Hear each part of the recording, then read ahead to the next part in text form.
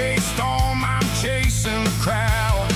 Why knuckle tight through turn 3?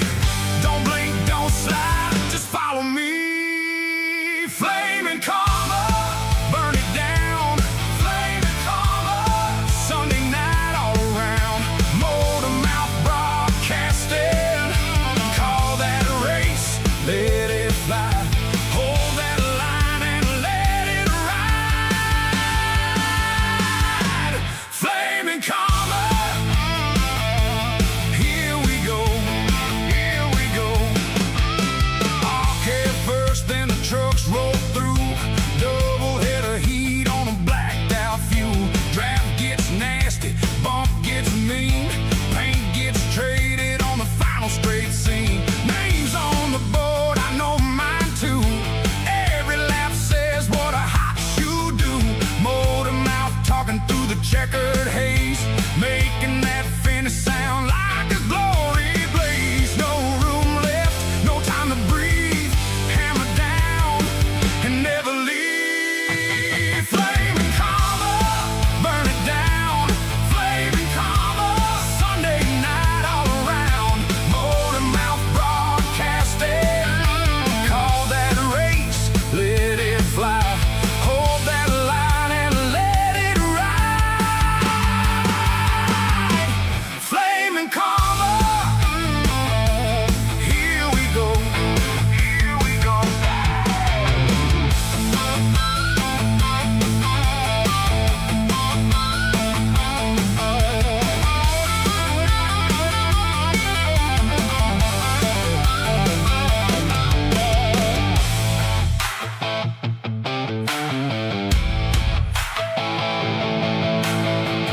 When the truck pack closes in, I dig deep and hold my grin. One more lap, one more fight. Keep that rhythm through the night. Flaming karma, burn it down. Flaming karma, Sunday night all around. Motor Mouth broadcasting, call that a race, let it fly. Hold that line and let it ride. Flaming karma, here we go. Ah, flaming karma, here we go. Oh, ARCA smoking, truck stop thunder. Sunday nights I pull you under. Flaming karma, full send glow. Motor Mouth says, let's go.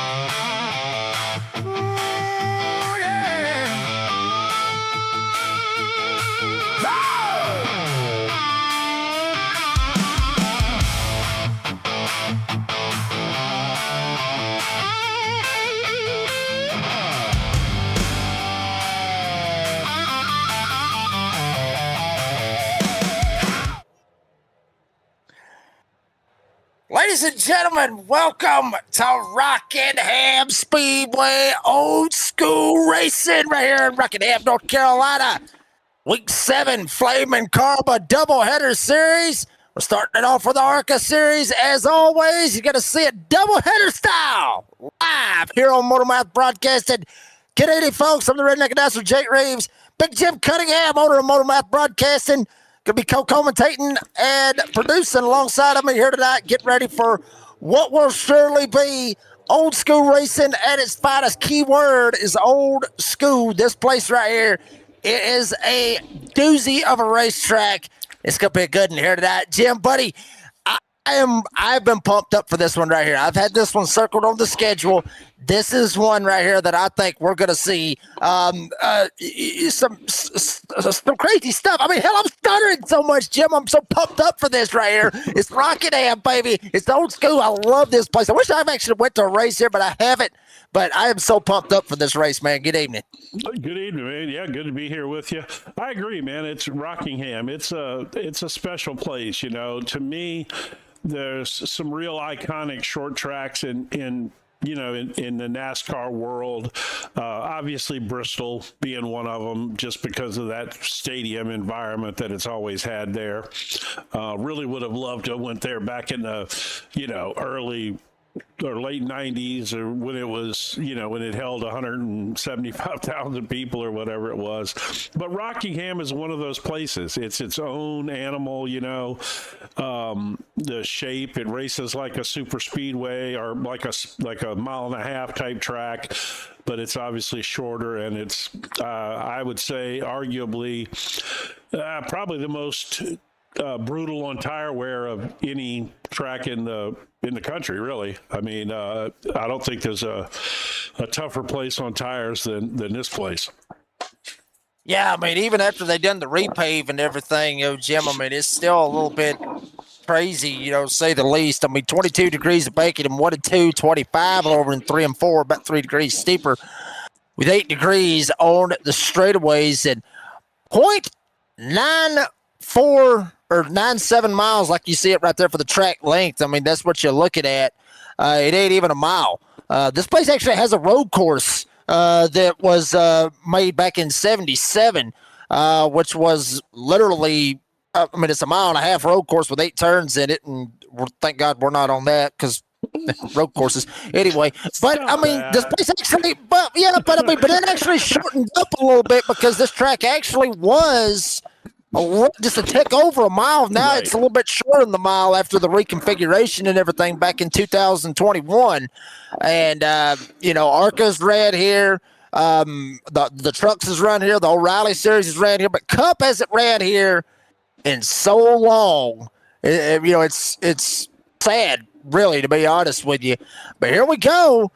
As we're getting ready, actually, that's the warm-up, so we're getting ready for the warm-up session to get going. Let's don't show this right now, then let's save that. But the last time they ran here, I always love to do this, Jim. I always love to try to get everybody kind of the last time the Cup Series ran here, anybody want to take a guess who won that bad boy? I'll give you a hint. It was 2000. It was 2004. 2004. In Rockingham. I'm not Googling, I promise. I'm just trying to go put myself back into that time frame. Martin Truex?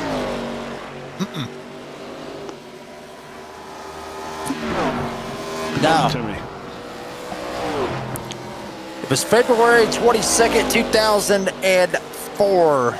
Number 17 for Roush Racing. It was Matt Kenseth who won the last Cup Series race here at Rockingham. Too, so. He had the photo finish with Casey Kane coming to the line. That was when that race was. That was a good race. Oh yeah, I was a big, huge fan of Casey Kane. He actually won the Rookie of the Year that year. I still follow him to this day with his World Outlaw stuff on social media. I always loved Casey Kane, but Matt Kenseth, man, that was a great time right there. I was such a Roush fan. I'm a Ford guy, as we've well established, since there are none anymore, apparently. Except for this one, there is one right here somewhere. He's on pit road apparently. Don't say it. No Ford on pit road jokes. But no, I mean, that was a time at Roush Racing. You had Kenseth, Biffle, Martin, and Carl Edwards. That was, that was as good a time as it ever was at Roush Racing right there. Yeah, and another one you're also missing out of that one. It was a 5-car stable that year, 2004. Also a Roush driver of Kurt Busch driving the 97 won the championship that year as well, which you might not be a fan of Kurt Busch, bro. I mean, let's just say I like his brother a lot more than him. thought his brother was more talented than him. And, well, then Kurt can be a bit of an ass, you know, but it is what it is. Yeah, I mean, you know, Different, it was that deal. I don't know. It was just something different. Like, it always rubbed me. Speaking of, what was his number? I just put it on the 45. Wasn't that Bush's number? No, 97. 97 was Kurt Busch. But he did run a 40-something somewhere, didn't he? Yeah. Matter of fact, 45. Yeah, he ran the 45 for Denny Hamlin and Michael Jordan. Yeah. Oh, he sure did, didn't he? I mean, don't get me wrong. He was extremely talented, too. He wasn't as talented as Kyle was, but, you know, I don't know. It's just I never was a huge Kurt Busch fan, but you're right. Yeah, he was there at that time and did win the championship. That was a good time to be a Roush fan, I have to say, man. That was just a good, solid crew of guys he had over there. Hey, how about this right here, though? You talked about the Fords that have ran here. They've just ran in general, and I'm just going by the Cup Series on this one. Interesting little tidbit. Ford has the most manufactured Cup wins here at Rockingham with 9. They got one up on the Chevrolets with 8. Yeah, okay, so yeah, I mean, Rockingham, obviously, Mark Martin has got a couple of those. Well, maybe not. I mean, Mark Martin's definitely got some wins here, but they could have been in Hendrick cars too. But he should. Going by what was David Pearson's got 3 wins here, right obviously. There. So there you go, Pearson, Yarborough, Rusty Wallace when he was driving a little bit. There's some Fords right there in that mix. I don't remember Rusty Wallace driving a Ford. Oh yes. Miller Lite Ford. No, back in the day. Pontiac. You sure? Yes. I don't remember him driving a Ford. I'm a Ford guy. And I'm pretty sure. I'm Googling that one. Right, I'm Googling that one. I got to Google that one. At some point in his career, he did. But the prominent part of his career, he was in a Pontiac. Yeah.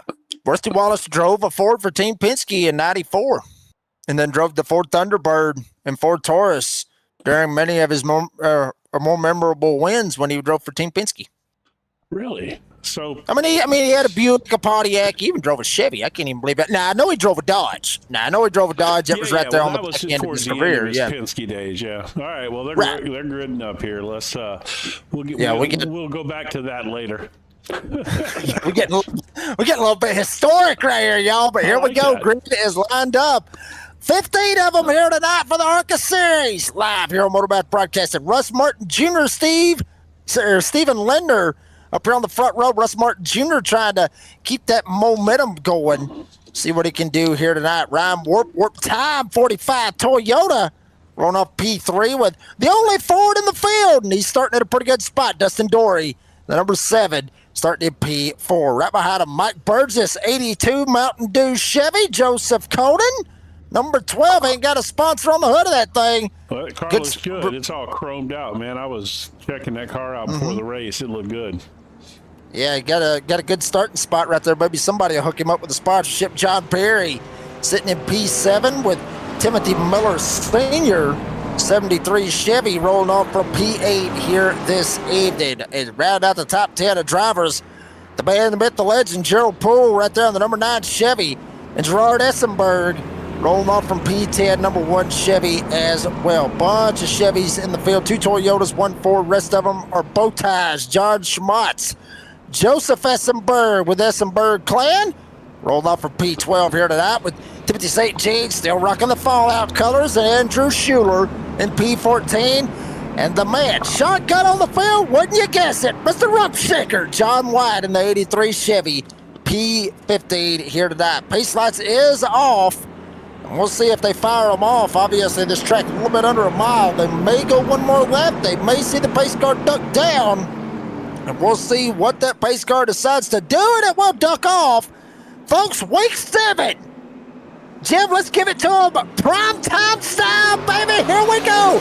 Crank it up for all of you here tonight for the Flaming Karma Sunday Night Doubleheader Series. You're live here on Motorbath Broadcasting.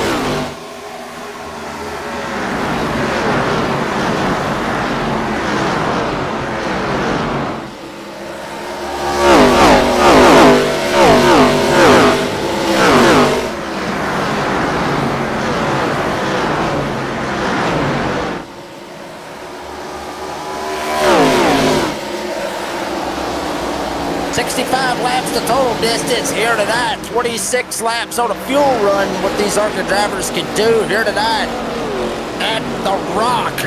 Russ Martin Jr., Ryan Ward, the two men up there at the top of the point standings coming into tonight, Jim. They're trying to run away, trying to check out and leave it between both of them. You see John Perry right there in the 14, but there is the top two guys basically in this series. Is pretty much making it their series, Jim. They're trying to run away with it here early. Well, they are right on top of each other in the points, that's for sure. But we still got a few guys out there that are hanging tough. You know, just gonna take a couple of good finishes to get them back in the mix. Yeah, obviously there you see the points. Mike Burgess, Andrew Cowart, no 5.56 here this evening. So obviously he's going to drop a little bit. Gerald Poole, 4 points back from him, with Linder, who started up on the front row, back there at 6. Then you got Colden, Essenberg, Gene, Nicole Crystal. No Nicole here tonight, neither. Wow, that's got to be a rough kind of deal right there. Jim, I don't know if these guys has got, or these drivers rather, have drop weeks or not, but some of these drivers that's missing races, then that works out good for them. So you be able to use those drop weeks and try to help yourself out. Yeah, I mean, that's, you need to have that. I mean, it just, life gets in the way sometimes. I was talking with Gerald before the race, and I popped in just to see. I said, "Oh, what's going on?" And he's like, "Well, I'm trying to figure out how to make this car not tight." And I said, "Well, it is Rockingham, it's going to tighten up." And he's like, "No, I mean after one lap." So apparently it's one lap and it starts heading for the wall around here. So this should be interesting on these fixed setups tonight, how it goes. Yeah, I mean, just as short as this place is with the speeds and the turns that they're banked up and everything, I mean, it's one of those things where drivers have asked themselves the question of, is this a short track or is this an intermediate track with the speeds that these drivers are getting, much like Dover Speedway is up in Delaware. So it is kind of a hybrid, so to speak. It's always been kind of a hybrid. But even with the repave, Jim, like you were talking about, these guys getting tight and sliding up and having issues to be able to try to drive it into the corners, be able to not burn the right front off of it. It is one of those hybrids where you got to watch yourself. Even with the repave, granted, we see the repave, and believe it or not, folks, when Rockingham got put into iRacing, as little man is hollering and screaming, wanting his take on this. But anyway, the track actually did not have a repave when it got put into iRacing. And now, since they've kind of updated and everything, now it's literally been updated. He's getting up on the wall. Miller Senior up into the wall now. I can promise you that isn't even remotely the last time we're going to see that tonight. This place is going to eat these trucks and ARCA cars up tonight. I'm pretty sure. Both of them are notorious for pushing anyway on a fixed setup. So, those trucks are so aero dependent. It's gonna wreak havoc, I think, for both of these series tonight here. But that's to me, that's a driver's track, man. You got to learn how to let off. You got to learn how to save that right front tire, man. I mean, if you don't know how to save your right front tire at Rockingham, you need to go watch somebody like Justin Yee, DJ Yee, friend and partner of the channel here, great guy. He can certainly show you how to save your right front tire. And this is a place where you really need to put that into effect. Yeah, I mean, absolutely. And maybe Timothy want to check it out. Look what's happening to Timothy Miller right here. This is classic Jim Cunningham right here. As soon as my car starts pushing, I can't stop it from hitting the wall. I told you I always hated a pushing race car, and this is one of those situations right here, man. It just once it starts, you just can't. I just can't seem to get it back under control. That right foot just keeps getting hotter and hotter and wearing, and it just gets worse and worse for me. Yeah, but that's usually how it works for me. Usually when I have a tight race car like that, it's hard to drive it, and you can't hold on to it. You can't keep it straight. As you see, St. Jean trying to work his way around. He's actually been on a little good of a run here lately. He's just bad luck's kind of hit Timothy St. Jean, to be honest with you. Some of the bad luck that he's kind of had, but he had a good deal going at Vegas, and it just didn't pan out for him. But we'll see how it works out with him here tonight. Currently sitting in the 10th spot trying to work over Joseph Essenberg. Yeah, he's giving him, well, they're keeping them apart from each other. We'll see how that works out here after a few laps. You know, well, I tell you what, this place is so tough to get around. What I wanted to point out, though, is I look up here at Ryan Warp, and look where Russ Martin is, man. He's in a different zip code already. He's almost a second and a half out in front, man, and that is no small feat, you know, in any pretty much NASCAR circuit, but especially something this early on in a run. And he is almost, over a second and a half now. He is flying, man. Yeah, I mean, he is moving. Out there running an open setup. No, I'm kidding. Well, I mean, he's the only one hitting 23 5s right here, Jim. Everybody else hitting 23 7s, a couple of 7s throughout the field, a couple of 9s, a couple of, well, there's a 5, but it's a 24-5 with Joseph Essenberg. So Russ Martin Jr. in his own area code right now up at the front and already trying to push it a second and 3/4 and maybe even being 2 seconds right here early on. I got to wonder on this. Is he burning that right front tire up? Is he burning those tires up too much trying to get on out of here? You know, it's one thing. You know, some guys just have a fast line. You know what I mean? And it's really about how you get this car in the corner. You know, if he does not look like he is sliding that tire on entry at all, which to me would indicate his tire wear is probably pretty good. You look, he's not slipping up the track, and he's not getting back into that throttle until that thing's ready to come off the corner, and it's staying right on its line. That car is not sliding around at all on him right now. Yeah, pretty much got it on a rail right now. Russ Martin Jr. does. I mean, literally got it going. Over 2 seconds now. Over 2 1/4 second now over Ryan Warp. Still hitting the 23 7s. Everybody else still hitting 23 9s, 8s, and I mean, flats. He's doing 2/10 a lap, man. Every 5 laps, he's going to put a second on these guys. Oh, we got somebody in the pits already. Ryan Warp, they're pitting up. Yeah, this is right around that fuel window, Jim. I mean, about 26 laps, what you can hit it on a fuel run at a whole from St. Jean, Essenberg, Schuler, Miller, Rumpshaker. Half the field's in right now. Half of them jumping down pit road, getting 4 tires and fuel. I tell you what, man, if this is going to be this kind of race right here, Russ Martin is going to dominate this. Because he was 2/10 a second faster. Now he's able to stay out, run under lighter fuel load a little bit, you know. And he's going to come in here. He's going to be able to just extend himself that much further. This thing can get away quickly from the rest of this field if they're not careful. Yeah, I mean, already out to about 4 seconds now over Steven Linder now.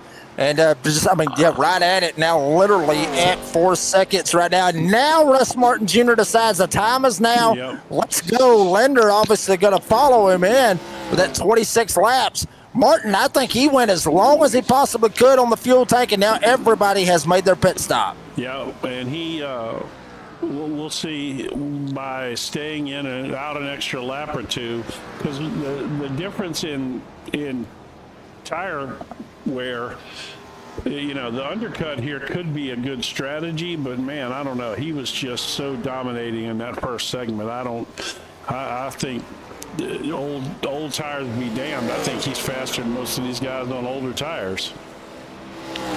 Yeah, I don't think it's really going to matter, really, for Russ Martin Jr. to speed. I'm serious. I mean, I agree with you 100%. I mean, the speed that he's pumping. You know, as the race goes on, it's going to get rubbered up. It's going to, you know, we could potentially have a bit of a temperature change, but I don't know, man. So there's no way that somebody took fuel only. John Barry did. He took fuel only. Why in the world at a place like this would you take fuel only?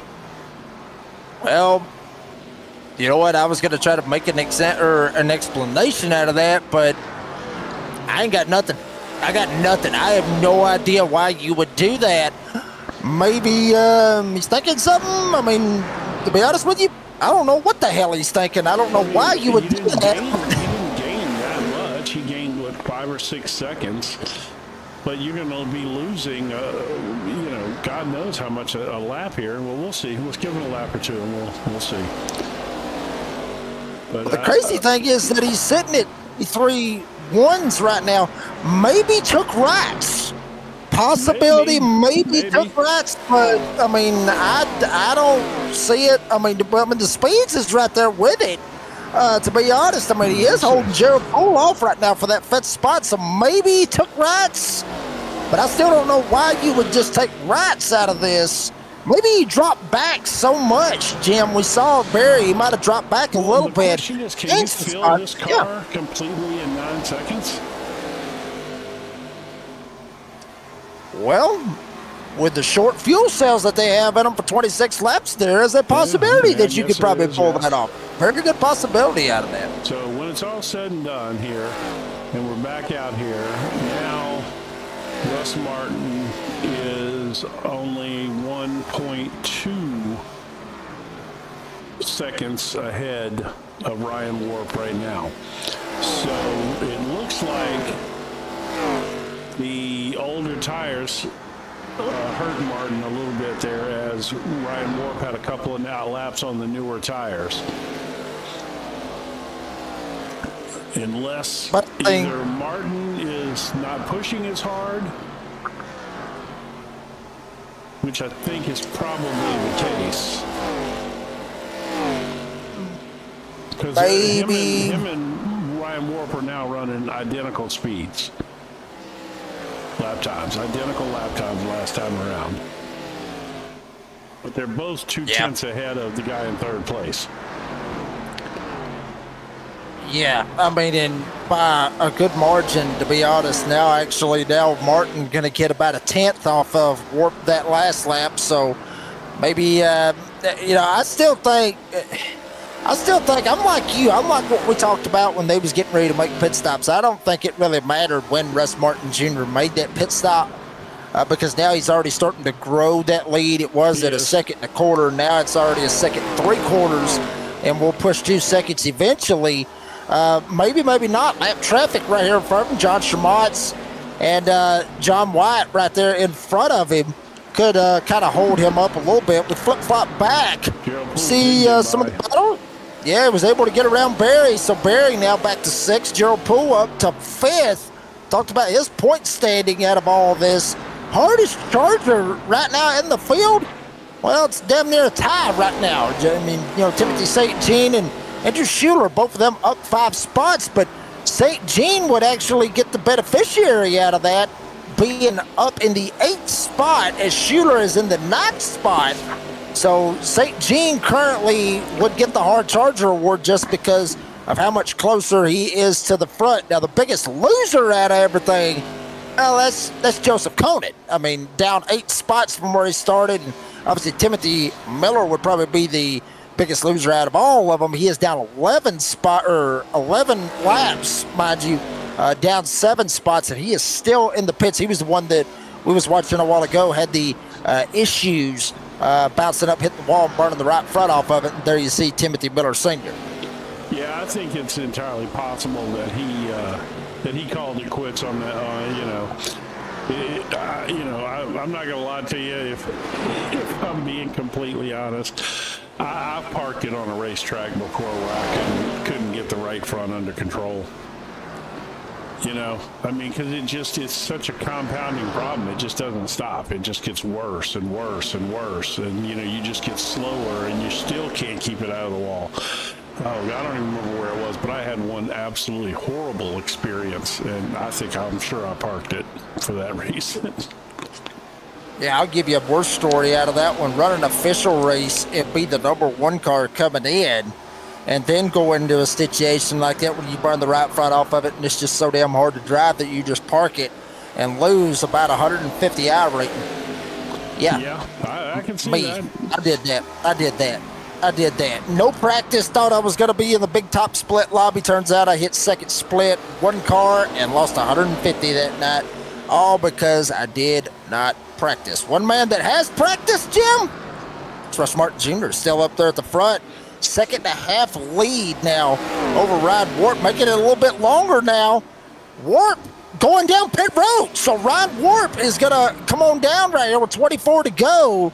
And this is within the fuel window right here. So this is it. Maybe the undercut a little bit more now over Russ Martin Jr. Maybe be able to pull a little bit more of an undercut. Get those freshies out there and see if he can close the gap and get up on the back door of Russ Martin Jr. and go for the lead. Yeah, this is interesting. I'm not too sure what I mean, I guess you got to do something different because he ain't running Russ Martin down any other way. So there's a part of me that does not believe this thing can go to the end without a pit stop, but maybe it can. I don't know.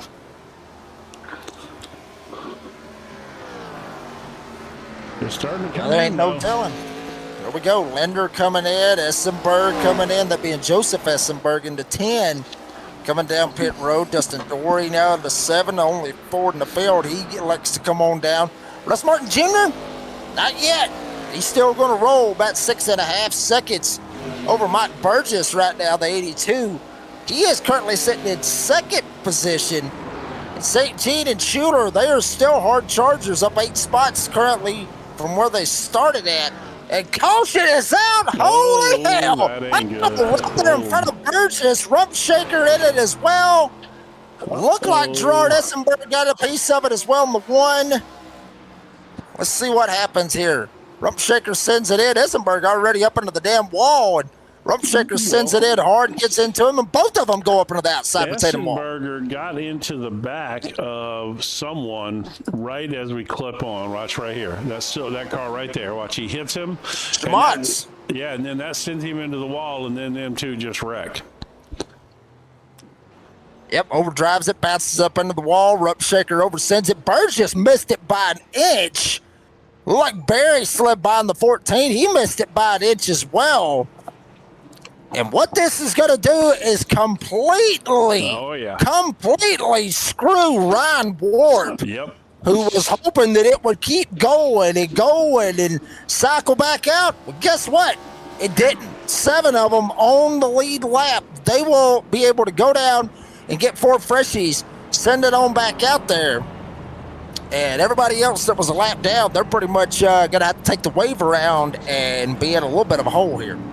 Yeah, this is your worst nightmare right here if you decide to pull that pit early strategy. Now, he's obviously going to be able to stay out, I guess, but that's only going to make up 1 lap. He's 2 laps down.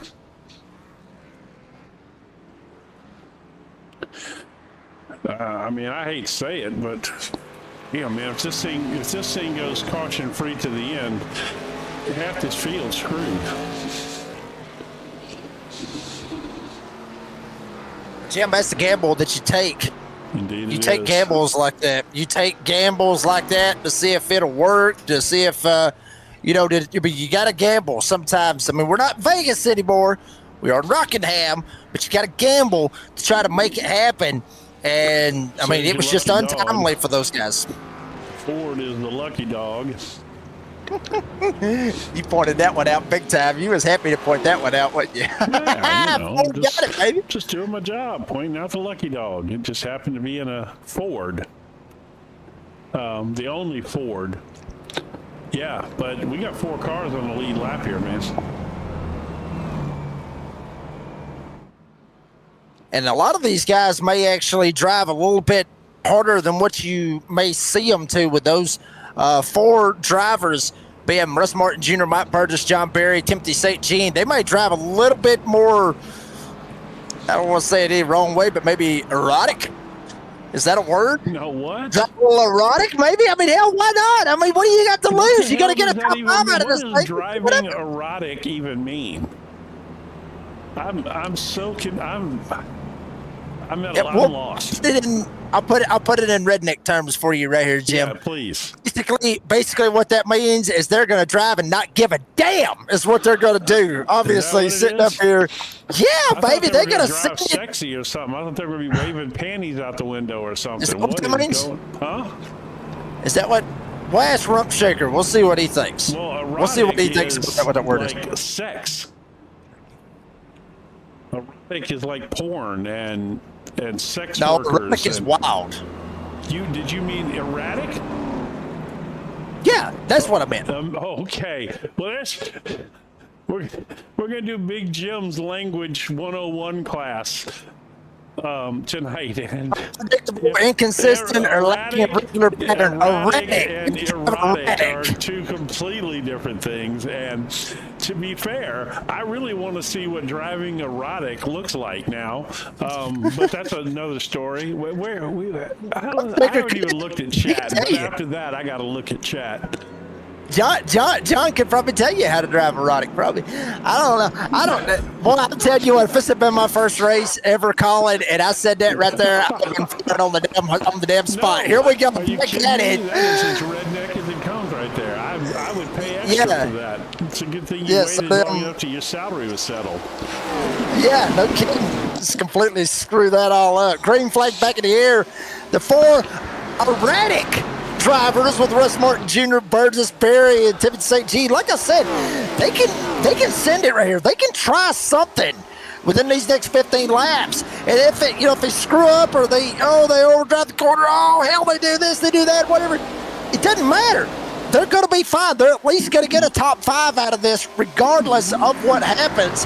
But Burgess with Perry, they're going to battle for that second spot. Ryan Warp right now, he wants caution flag. Yes. He's in the lucky dog spot. We know he's the second fastest car on track. That man needs a caution flag, and he needs it now to get back into this race. Because he's still got to work his... Whoa, there it comes. Damn, 12 car, Joseph Conan, hard in the inside retaining wall. Schermatzer there, piece of it as well. Caution is out. Ryan Warp will get back on the lead lap. Watch this. Oh, okay. Somebody came off the wall. Was that Schmatz? That was Schmatz, wasn't it? I believe it was, yes. Yeah, I think it was Schmatz. Here, let's see. Just to make sure it was. Yep. Schmatz just got it up into the wall and bounced off and took the 12 out. Oh, man, that's a bummer for our Essenberg. Oh, not that Essenberg, the other one. Or was it? No, who was that? Oh, that was Conan. Yeah, 12 with Joseph Conan, hard and inside retaining wall pretty much. Watch this one more time. Schmatz, boop, boop. Bam! Hard in the inside. A huge hard hit. Well, there Jim, you what go. do you think? Is that we need to do it? Do we need to do it? Oh, yeah, we should probably definitely do it this We time. should probably do it. We need to do it real quick. Yeah, for everyone in attendance, Right, get a ride on board with Joseph Conan here in a second, and yep, here we go. gonna be a rough one right here. Hide your kids, hide your wives, and hide your ex-wives if they're sitting with you. And I still don't know why they would be. Bam! Hard and inside retaining wall. Hood flops up. Man, that's Other a shame drivers he tore that car up. So Ryan Warp now has gotten himself back around on the lead lap. The question is, does he have enough time? We're probably going to go back with 6 laps to go. Is he going to have time to work his way back up here to the field of cars and make up some positions up here towards the front? Because, I mean, he could bounce right back and finish second in this thing. Yeah, but here's the problem with what he's going to have to do, Jim. He's going to have to start behind everybody. The lucky dog has to start behind everybody in the field, so that's what's going to hurt Ryan Warp out of all this. He's got to start behind all the lap cars. So look what he gets to go do. He gets to go down and get some fresh tires. Yeah, you're going to get him some freshies. So he's going to have significantly fresher tires than everybody else out there. My guess is, as fast as he was, I think he's going to work his way back up to second or third. I really do. I think he's going to end up getting a podium out of this. I think he's going to need another caution. In all honesty, I really think he's going to need one more caution to make it happen. to get himself back He on might. the These lead laps lap. do happen fast, Get it. so. We'll see. I mean, we already saw what close racing can do here at Rockingham. As they are doubling up, pace lights should come back off. Oh, look, he's at full speed too. Oh no, never mind. He's got a whole nother lap. I thought he had a run going there. That was going to be awesome. Yeah, now that might have worked out for him if they would have been going green that time. He would have had a hell of a run, could have drove around the outside on freshies and probably set it by a bunch of these guys and helped himself out a little bit out of this. But keep in mind, he's still going to get a top 5 out of this regardless, unless cautions happen and, you know, all hell ends up breaking loose or some kind of stuff happens. He's probably going to get him a top 5 out of this one, to say the least. But I still think he needs that caution to get by these guys that are one lap down or more, get back up here and restart where Timothy St. Jean and Mike Burgess and John Berry and obviously Russ Martin Jr., race leader. I think he's still going to need that caution. So, look, real quick, I was looking in chat, and everybody is sending prayers out to the St. Jean family. What, do you have any idea what's going on there? No idea on that one, Jim, to be honest with you. No idea. I haven't looked at any of the chat to see what's going on with that. May get a little bit more info on that one. Maybe it's one of those behind the scenes, kind of just keeping it close to the vest, so to speak. So, but obviously, you know, thoughts and prayers to the St. Jean's family, just like everybody is saying out in the live chat. Back under green, 9 now, 8 laps to go. Ryan Ward trying to work his way up through here. Behind a couple of others, trying to work his way. Timothy Miller Sr. is the one right in front of him, not down 19 laps, still out there booking it and trucking it. Trying to make something happen. Ryan Ward, though, he's still trying to roll, though. He's not moving up fast enough to the field. He's going to definitely need another caution. He's definitely going to need something to help him. Yeah, he's struggling to get around the 73 car. And the thing is, he's burning the new off them tires right there. And while that's going on, we got a heck of a battle back here for second and third. Yeah, hell of a battle right here for the second spot. You see it, Burgess, Berry, side by side. St. Jean trying to mix it up as well. Maybe try to go for the third spot. Burgess up top. Berry down on the inside. St. Jean may try to stick it straight in the hot dog lane, smack dab in the middle, but not able to do it. Burgess, he'll hit the outside retaining wall. Here comes St. Jean with a run on the inside. Will he be able to get there? 6 laps to go. Burgess way up the racetrack. St. Jean will send it down the inside. He will get third, and he will slide himself up into the podium spot. Sorry, I didn't get to mute my mic fast enough. I tried. Apologize for that. But, man, this is some hot and heavy action going on right here. Now, this kind of racing, we could end up seeing a caution pop out, but it's not looking too likely here. Where is Warp at? He's gonna end up finishing right where he's at in 5th, I think, because the rest of these guys are up here, you know, battling each other. Yeah, but Jim, it's like you said, you know, with this action that we're seeing, some of this door-to-door racing, St. Jean down on the inside, John Berry. You want to talk about an erotic racing right there? By God, there it is, St. Jean, John Berry. That is some sexy racing side by side, and he's able to get on by. St. Jean will go up to the second spot. But he's going to have a tall task to climb if he wants to try to win this thing. Russ Martin Jr. already down here 2 seconds ahead of the lead, or ahead of the pack. But St. Jean able to fire off, get by Burgess, get by Berry. But Russ Martin Jr., 2 to go now. Doesn't want any cautions. Oh, no. At this point here, all he's wanting to do is just make it back to the start-finish line one more time, and then he's home free with a 2-second lead, basically. Point leader coming into the night, Russ Martin Jr. RMJ will take the white flag here for the first race of the evening with the ARCA Series for Flaming Karma doubleheaders. Russ Martin Jr. down 1 and 2, down the back stretch. 25 degrees of bacon, he will see in 3 and 4. How about RMJ, point leader coming into the night? And I got a feeling he's going to leave Rockingham with the point lead. as well. RMJ, Russ Martin Jr., he's going to win it here tonight. Timothy St. Jean will get second. Hard Charger for St. Jean up 11 spots. John Berry will get third. Burgess fourth. Ryan Worth, the last driver on the lead lap. He will finish top 5.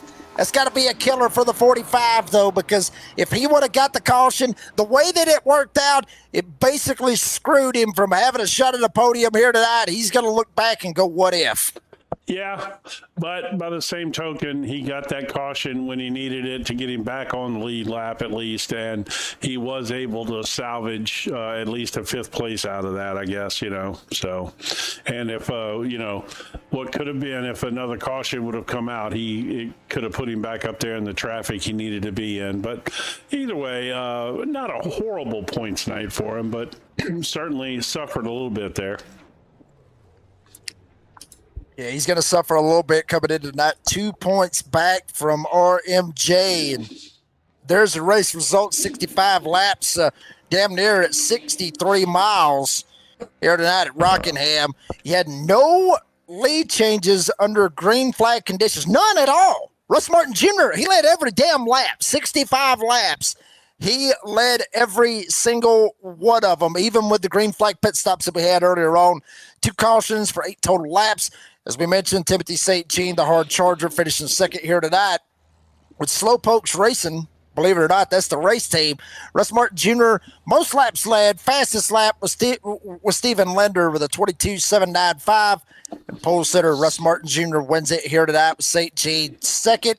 John Berry will get third. We'll talk to those guys here in just a little bit with Mike Burgess fourth. Ryan Warp will come home fifth. As I mentioned, what could have been for the number 45 Toyota here tonight. Stephen Linder started on the outside of the front row. He's not going to be too happy about that. Screw it. Hell, he gets top 10 out of it. Stephen Linder sixth. Gerald Poe's seventh. Dustin Dory will get eighth. John Schermatz will get ninth. And how about Rump Shaker getting him a top 10 here tonight? Joseph Essenberg, Gerard Essenberg, 11th and 12th. With Andrew Schuler, Joseph Conan, Timothy Miller Sr., the 15 drivers that rolled it here tonight at Rockingham for the ARCA Series Flaming Karma. Well, let's bring him on up here. The man that pretty much made this place his baby here tonight. Oh, yeah. This was Russ Martin Jr.'s baby. RMJ with the win here tonight. Point leader coming into the night. He's going to leave with the points lead. Russ, what the hell's the secret? I mean, seriously, how did you not burn the damn right front off of that thing? Because you literally whooped everybody here this evening. Congratulations. Well, I put some practice in here, and I was burning tire really freaking bad during my practice sessions, and I really wasn't comfortable. And that's what I keep telling you. These guys all laugh at me and stuff. When I say I don't know how I did stuff, and I don't, because I was not comfortable. Coming into tonight, I just found a pace in practice that suited me, that I knew was gonna at least be a safe pace, and it turned out that's what it took to win, I guess. Now that was that was the most domination we've seen in this series this season so far. I mean, nobody had anything for you, man. You were 0.2 a lap faster than everybody else out there in that first segment, and we're just walking away from everyone. And then, of course, the early pitch stop strategy tried late in the race by Ryan Warp ended up, with the caution flag coming out, biting him and kind of knocking your main competition out there a little bit. But man, yeah, I don't know, whatever that secret sauce was that you whipped up and put on that car, man, that thing it would look like it was on rails all night long. Yeah, like I said, I put a lot of practice in. Like I said, I kept feeling like I was overdriving the car, and maybe it was the underdriving the car that helped. Well, no, I 100%. There's no doubt that at a place like this, in fact, I even said it during the broadcast, there was a point where we were looking at you, and it was obvious that you were not overdriving it, because the car, when you turned it into the corner, when you turned it down, it stayed down there, and you waited until you picked the throttle up when the thing was ready to drive off hard, and you definitely found the right amount of patience, places like this will get drivers to, they want to get in there deeper on the brakes and they want to get on the throttle earlier. And all that does is just destroy your right front tire. And man, you did such a good job of keeping that thing on rails tonight. Yeah, like I said, man, it's just found that pace that I felt was safe, and it was good enough. It was definitely good enough. Damn sure it was. RMJ, Russ Martin Jr. will get the win here tonight. Russ, buddy, congratulations on the win. Appreciate your time. You got any sponsors, any shout-outs that you want to thank? Yeah, just as always, I mean, all my teammates back there at Elevated Performance. I mean, John for continuously jumping into practice sessions with me, showing me how I can get better when I'm doing wrong and helping me fix it. You guys up in the booth, putting on a hell of a broadcast each and every week. Enjoy going back and watching them. And Gerald and everybody here at FKRL that makes this thing happen and gives us a platform to race on. It's a lot of fun here. Russ Martin Jr. gets the win here tonight. Russ, buddy, congratulations on the win. Appreciate your time. We'll see you at Hot Atlanta for the All-Star Race. It's going to be a good one. We'll see you next Sunday night, buddy. Appreciate it, guys. Thanks. That was RMJ. Russ Martin Jr. gets the win here tonight. That's where we're going next week. All-Star Race, Atlanta. Hell yeah. I am all for that. I may end up getting a subscription just for the hell of it, coming in here and racing with them. I doubt it, but probably not. I'm just probably not. Yeah, what? Probably not. I probably ain't gonna do that. We'll go to the man who got second. Crawl out through the fallout, by God. Timothy St. G gets the second place there tonight. Timothy, buddy, congratulations on P2. Buddy, tell us about it. Hell of a drive to go from fourth to second right there at the closing laps. Yeah, in the closing laps, I wasn't sure whether I had a good run coming up here because I started in the back not feeling confident in the car. Later on in the run, the car felt really good, so I think I had a chance.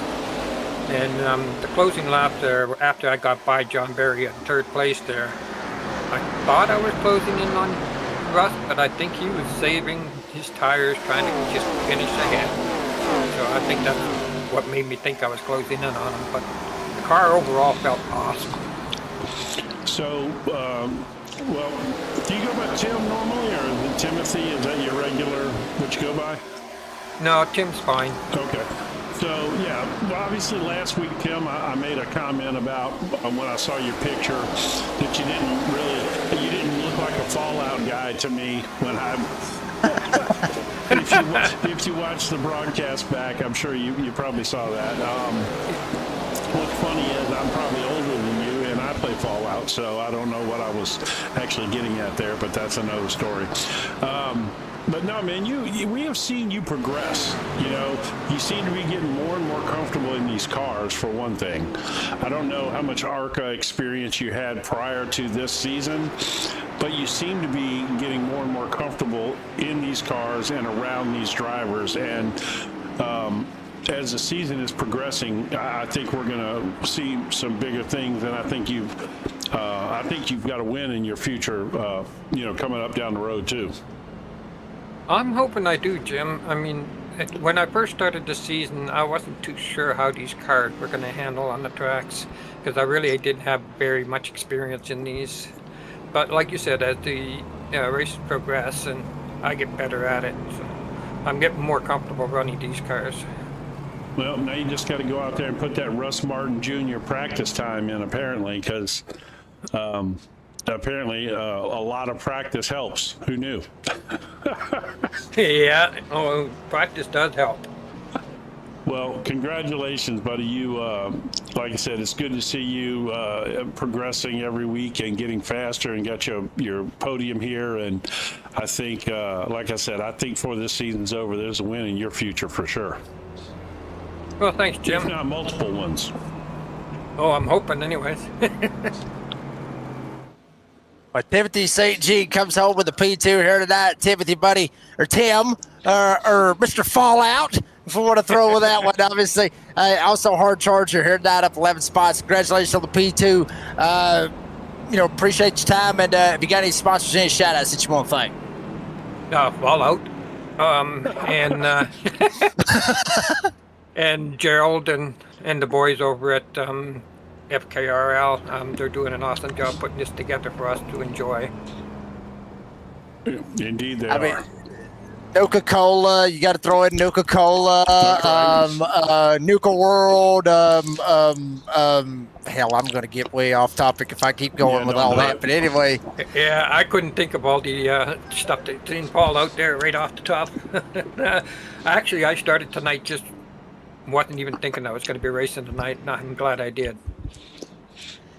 from what we saw on the live that's- chats, buddy, Sometimes that's the best, like just a low key, just jumped in, had some fun, and look what happened. Yep. works out good for you. Timothy St. G comes home with a P2 here tonight, buddy. Congratulations on the finish. Appreciate your time. Prayers to you and your family, and we will see you in Hotlanta next Sunday night. Thanks, Jake. That was Timothy St. G. Comes home with the P2 here tonight. We'll go to Mr. John Berry. I'm curious about this. John, buddy, you come home with a P3 here tonight. I'm going to ask the question probably that Jim's probably thinking. Because I don't even know what it is. I think I know exactly where you're going with this, but that first fuel run, I'm curious. From what we saw, it looked like you just took gas. From what it looked like, I mean, did you take gas or just take two tires, or because you Two come out? tires. Really? What was the look behind that? We're going green, still on the green. I figured it was better chance to stay out there, less time in the pits. Well, I mean, in the end, it definitely helped your track position, and it didn't seem to hurt your car any. So overall, good solid move, and you were the only one that did it, which that in itself is, it's always great to do something different than the rest of the field's doing. Well, I won't say always. Sometimes it bites you in the ass, but in this case, it didn't. So I'm going to go off topic a little bit here since we haven't really had a chance to talk too much. I see you driving the 14 car. Any particular reason why the 14? No, it's just a number I like. Okay, all right. I didn't know if you were an old school AJ Foyt fan from back in the day, or if you were a Tony Stewart fan, or No, I mean, I didn't mind Tony, but no, that wasn't the reason. Okay, It was always my number from like football years, I guess. There you go. Yeah, mine was always 99, and I still the same thing from high school football all the way to today. I still 99. That's my thing. But 14 is my second number. So. All right, that's good to hear. Yeah, that goes back to Pete Rose, probably before your time, but nevertheless. A little bit before my time, but not too much. I'm 39. So. No, you're still a baby. I got. Well, let's just say I got shoes older than you. We'll go that way. But hey, no, seriously though, look, man, we're starting to see some improvement out of you too. I said that about Tim St. Jean, but the same thing is with you. You seem to be getting comfortable in these cars too, man. Are you starting to get acclimated with them and feel like you've got some, got a handle on how these things drive, or what? I've always had a handle. It's the pit stops that kill me, or my own stupidity. And that's interesting, since you were the one who took two tires tonight, the only one. So apparently that particular stupidity didn't kill you tonight. No, it lucked out in my favor. I had to try something different. I like a man who's not ashamed to admit he makes bad decisions. Oh, I make plenty. My man. Oh, boy. John Berry comes home with a P3 here tonight. John, buddy, congratulations on the podium. Appreciate your time. You got any sponsors or shout-outs you want to thank? Yeah, I want to thank Waste Material Trucking Company, Sulington Tool Manufacturing, and Richie, and everyone else who puts it on, Gerald, and Mark Vantuma. John Berry, P3 here tonight. We'll see what he can do next week when we go to Hotlanta. John, buddy, congratulations on finish. Appreciate your time, buddy. Thank you. Have a good one. That was John Berry. Ends up getting the P3 here tonight. Jim, buddy, damn, that was quick. First race literally quick. In the books just like that. Russ Martin Jr. getting the win is going to extend that point lead. Your final take here on the ARCA Series race before we go into a break. I mean, that was a lot of fun, man. I loved that long green flag run that we had, and we got to see, really a couple of green flag pit cycles, kind of. Kind of had a little bit of everything, didn't it? I mean, it was, but what it had is also had domination up front. Russ Martin put it on him tonight. practice be damned, you know, he had something going on there. I mean, he, you know, whatever it was, if it was patience or whatever it was, man, everybody needs to get them a dose of that because it worked. Damn sure did. Russ Martin Jr., obviously, like I mentioned, got the win.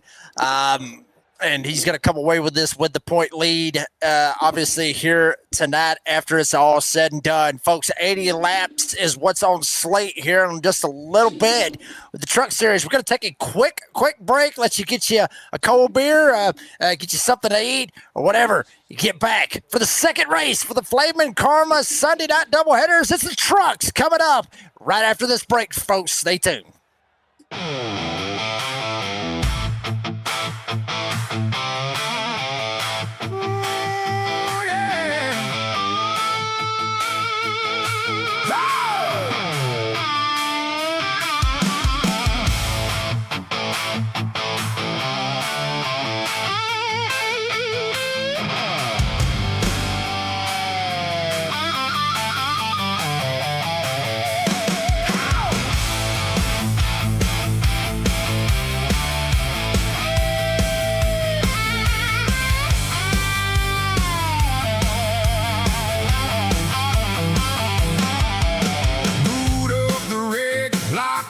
Seat, coffee gone cold, but the night feels sweet.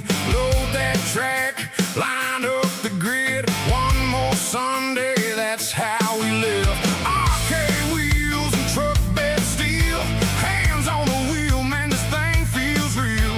Green flag drops, hear the crowd go loud. In a Simcade storm, I'm chasing the crowd. Why knuckle tight through turn 3? Don't blink, don't slide. Follow me, Flamin' Karma, burn it down. Flamin' Karma, Sunday night all around. Motor mouth broadcasting, call that a race, let it fly. Hold that line and let it ride. Flamin' Karma, here we go, here we go. Then the trucks roll through. Doubleheader heat on a blacked out fuel. Draft gets nasty, bump gets mean. Paint gets traded on the final straight scene. Names on the board, I know mine too. Every lap says what a hot shoe do. Motor mouth talking through the checkered haze, making that finish sound like a glory blaze. No room left, no time to breathe. Never leave. Flamin' Karma, burn it down. Flamin' Karma, Sunday night all around. Motor mouth broadcasting, call that a race, let it fly. Hold that line and let it ride.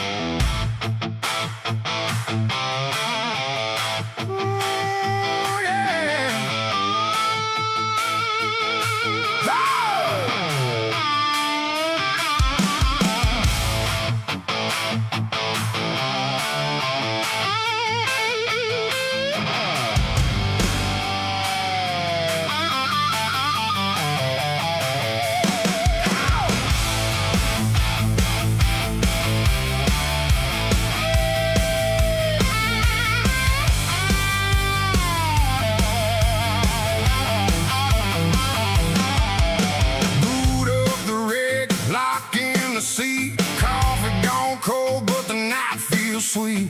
Load that track, line up the grid. One more Sunday, that's how we live. Arcade wheels and truck bed steel. Hands on the wheel, man, this thing feels real. Green flag drops, hear the crowd go loud. In a Simcade storm, I'm chasing the crowd. White knuckle tight through turn 3. Don't blink, don't slide, just follow me. Flaming karma, burn it down.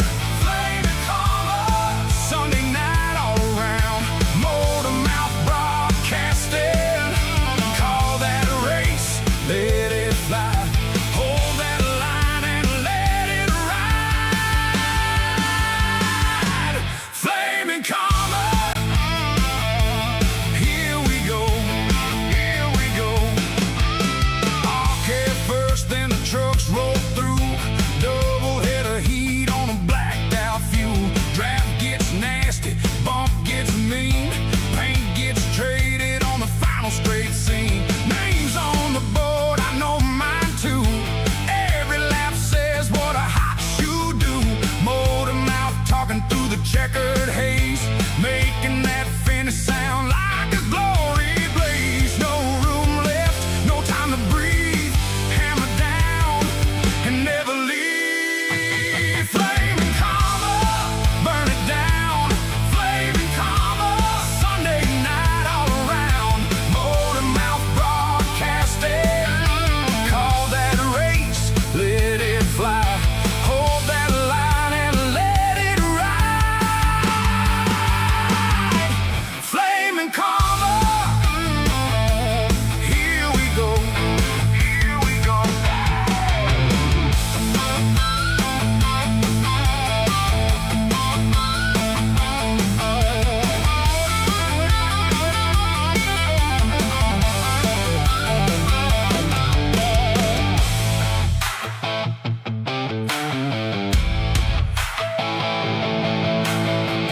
When the truck pack closes in, I dig deep and hold my grin.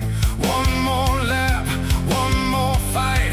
Keep that rhythm through the night. Flaming karma, burn it down. Flaming karma, Sunday night all around. Motor mouth broadcasting. Call that a race, let it fly. Hold that line and let it ride. Flaming karma, here we go. Ah, flaming karma, here we go. Oh, arcade smoking, truck stop thunder. Sunday nights I pull you under. Flaming karma, full send glow. Motor mouth says, let's go.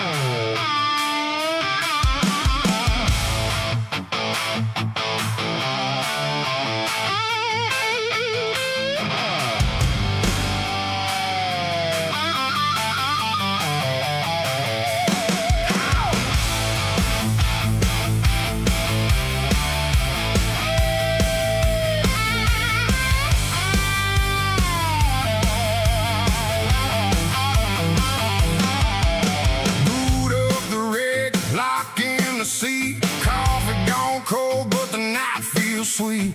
Load that track, line up the grid. One more Sunday, that's how we live. Arcade wheels and truck bed steel.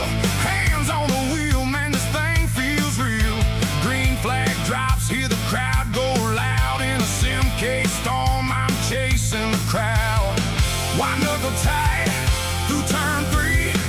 Don't blink, don't slide, just follow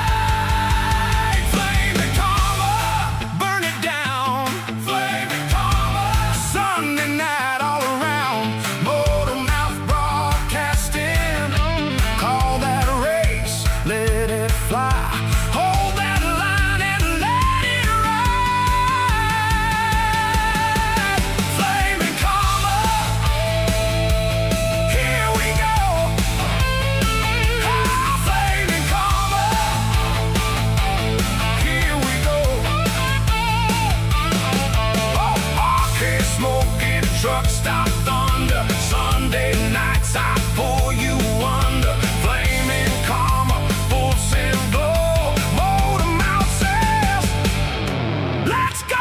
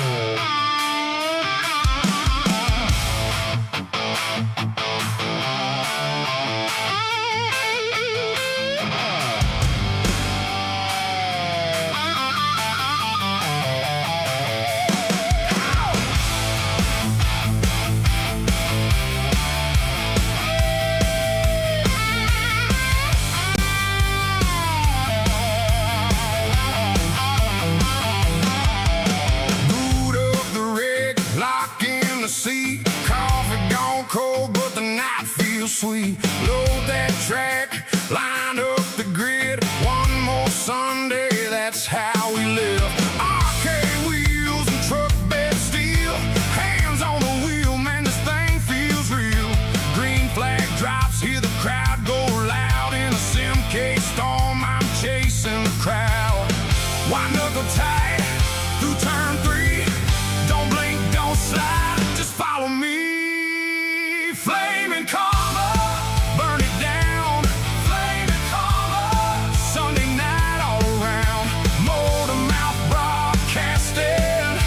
Call that a race, let it fly. Hold that line and let it ride. Flaming karma. Here we go, here we go. ARCA first, then the trucks roll through. Doubleheader heat on a blacked out fuel. Draft gets nasty, bump gets mean. Paint gets traded on the final straight scene. Names on the board, I know mine too. Every lap says what a hot shoe do. Motor mouth talking through the checkered haze, making that finish sound like a glory blaze. No room left, no time to breathe. Hammer down and never leave. Flaming karma, burn it down. Flaming karma, Sunday night all around. Motor mouth broadcasting.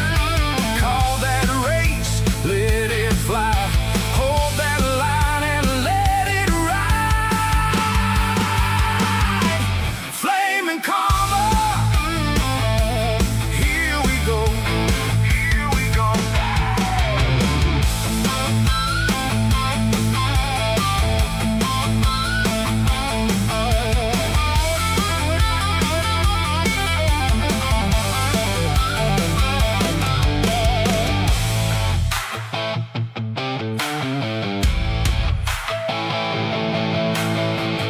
When the truck pack closes in, I dig deep and hold my grin. One more lap, one more fight. Keep that rhythm through the night. Flaming karma, burn it down. Flaming karma, Sunday night all around. Motor mouth broadcasting. Call that a race, let it fly. Hold that line and let it ride. Flaming karma. Here we go. Ah, flaming karma. Here we go. Oh, arcade smoking, truck stop thunder. Sunday nights I pour you under. Flaming karma, full send glow. Motor mouth says, let's go.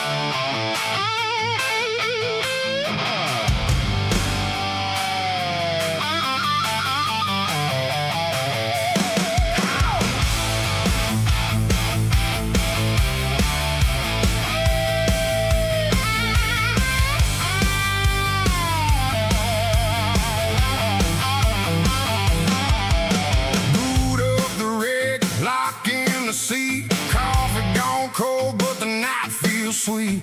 Load that track, line up the grid. One more Sunday, that's how we live. Arcade wheels and truck bed steel. Hands on the wheel, man, this thing feels real. Green flag drops, hear the crowd go loud. In a Simcase storm, I'm chasing the crowd. White knuckle tight through turn 3. Don't blink, don't slide, just follow me. Flaming karma, burn it down. Flaming karma, Sunday night all around. Motor mouth broadcasting. Call that a race, let it fly. Hold that line and let it ride. Flaming karma.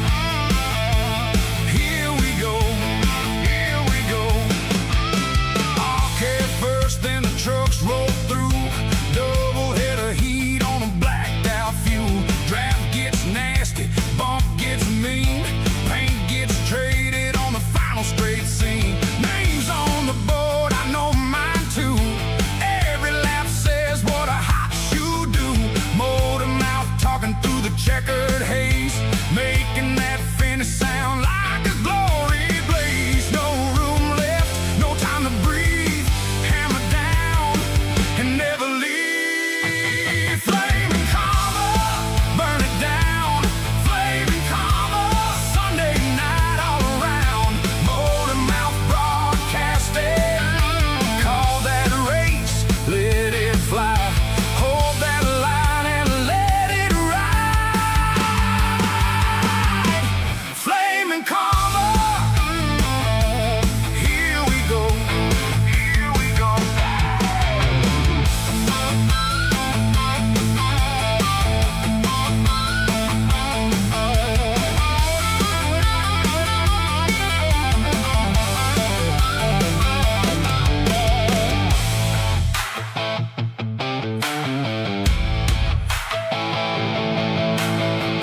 When the truck pack closes in, I dig deep and hold my grin. One more lap, one more fight. Keep that rhythm through the night. Flaming karma, burn it down. Flaming karma, Sunday night all around. Motor mouth broadcasting, call that race, let it fly. Hold that line and let it ride. Flaming karma, here we go. Ah, flaming karma, here we go. Oh, ARCA smoking, truck stop thunder. Sunday nights I pull you under. Flaming karma, full send glow. Motor mouth says, let's go.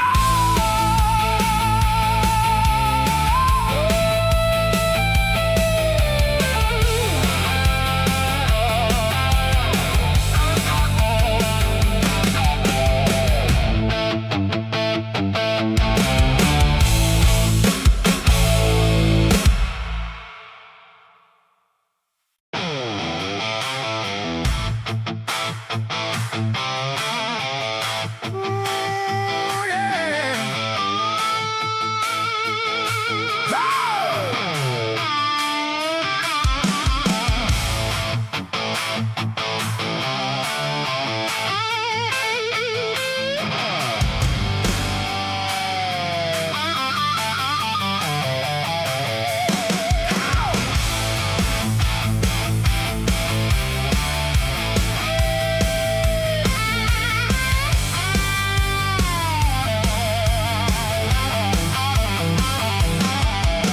Boot up the rig, lock in the seat. Coffee gone cold, but the night feels sweet.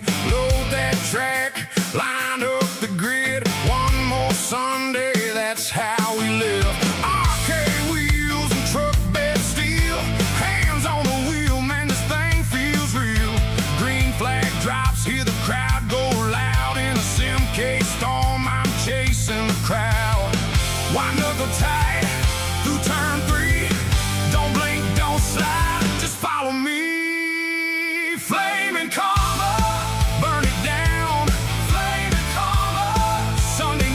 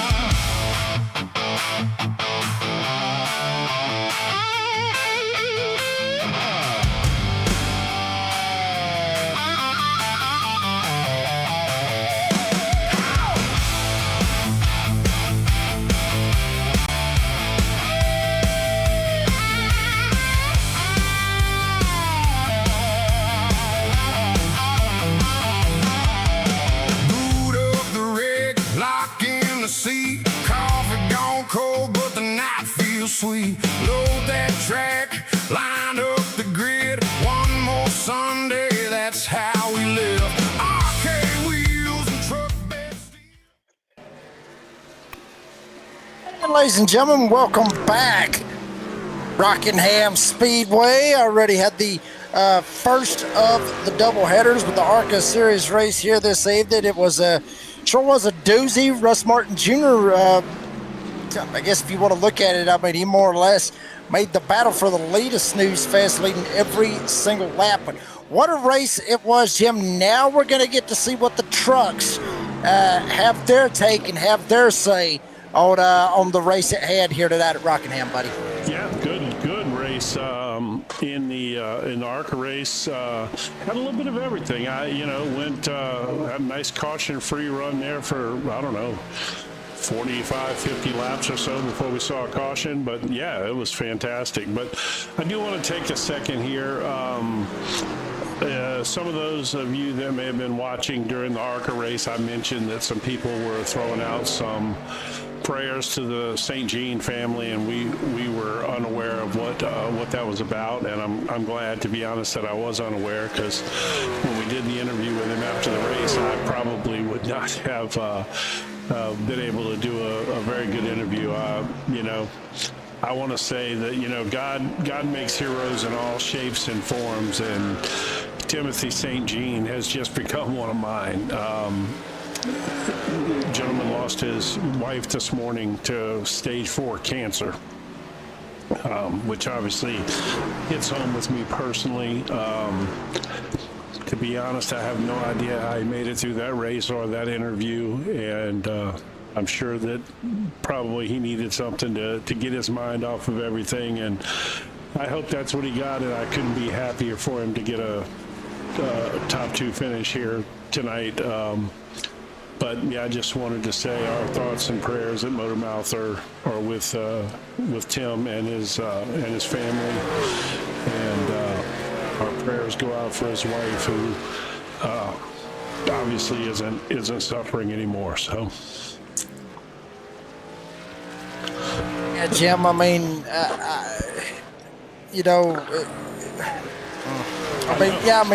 agree. Yeah, I agree with you 100%. I don't know how he was able to go through with that race.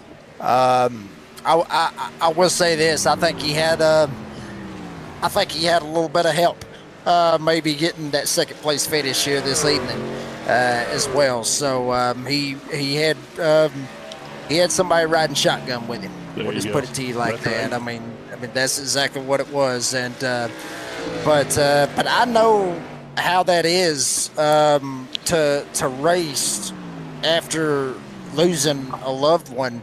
I mean, 5 years or 6 years ago, actually, my aunt died of a heart attack, and I had lived with her for so many years, her and my dad for so many years, and she was like a mama to me.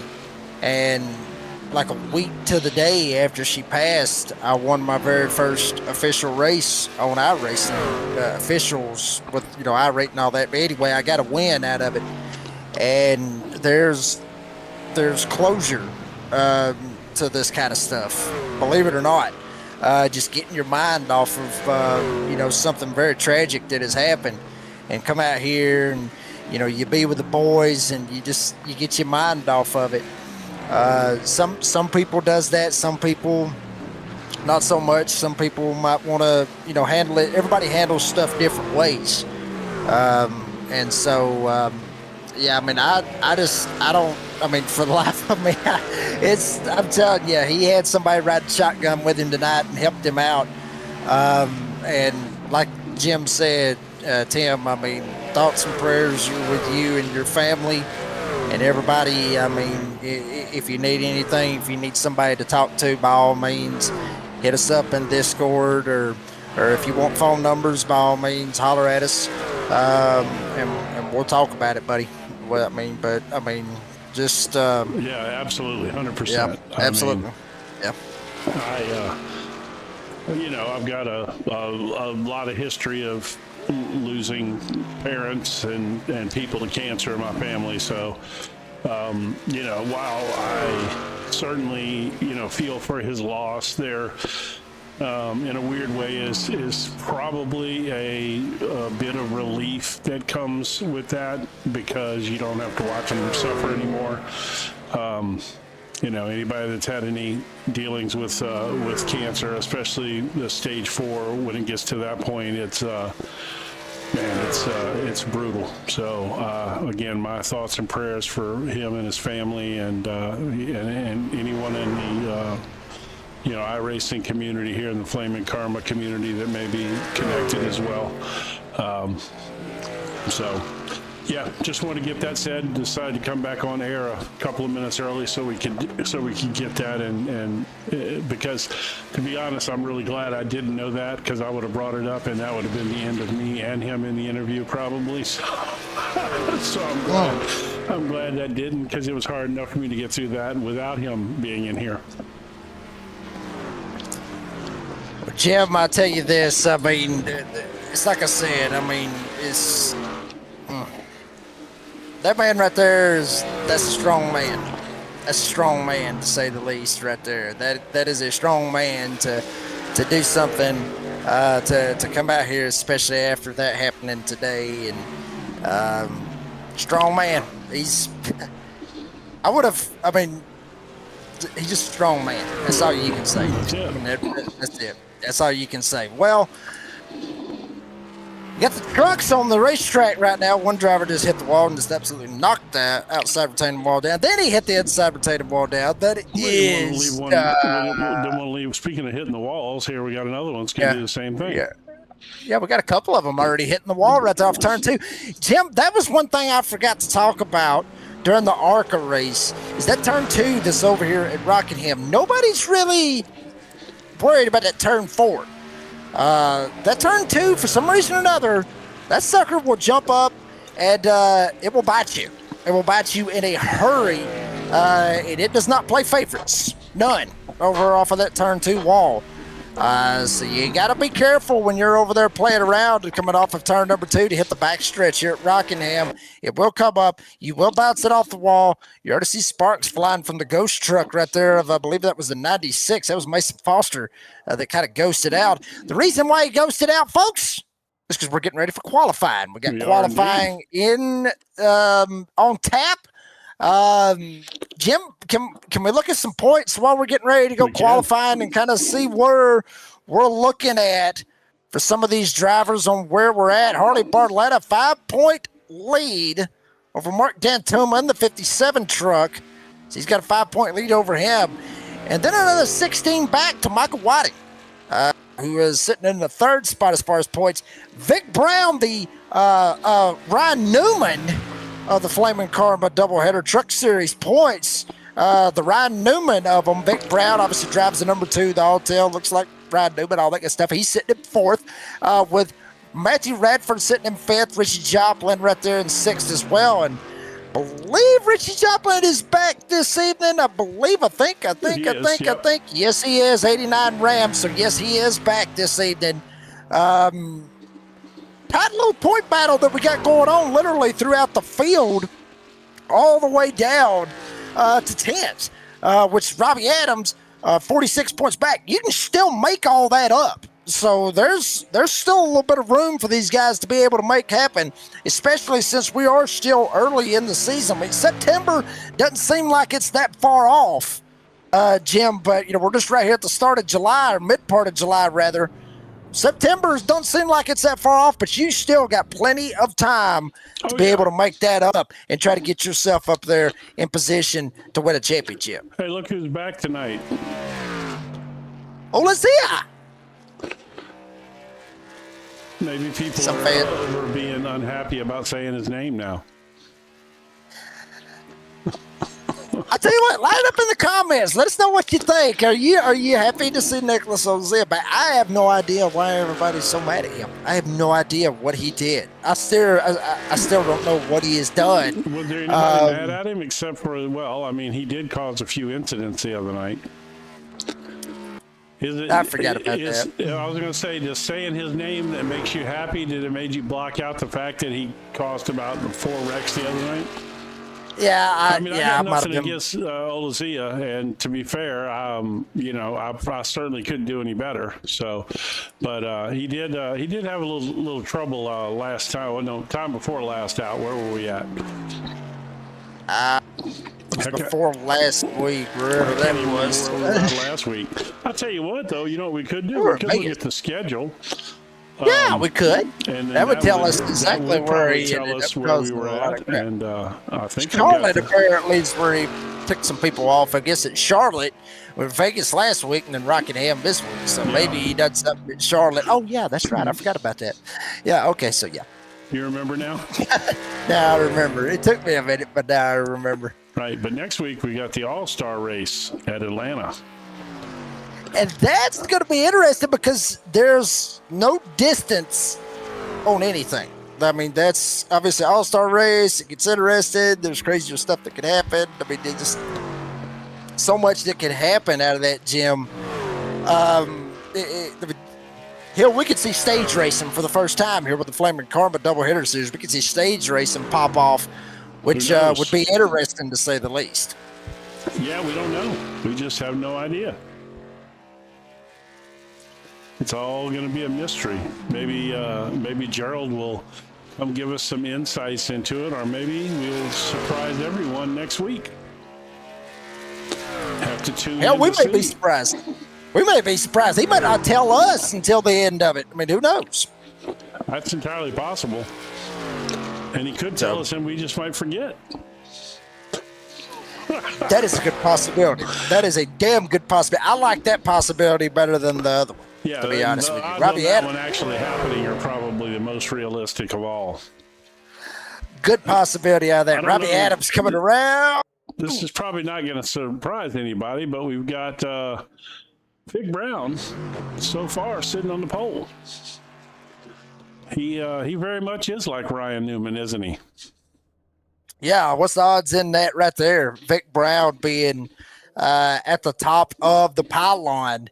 23-151. Alan Phillips, 77. Scott Lay, Mark Dantuma, second in the points tonight, or coming into tonight, not qualified. No. Very interesting. Dantuma. Well, Dantuma may have that strategy of just ride at the back and just make sure that he doesn't burn his tires up and race other people. Like we've heard some drivers say. Might have been Dantuma that said that last week when we were at Las Vegas. Jeff Oakes and Corey Jones, those drivers yet to qualify. And guess what? Too late. They can't qualify anymore because we're in the warm-up session now, Jim. So there you go. That's right. You can't do nothing about it.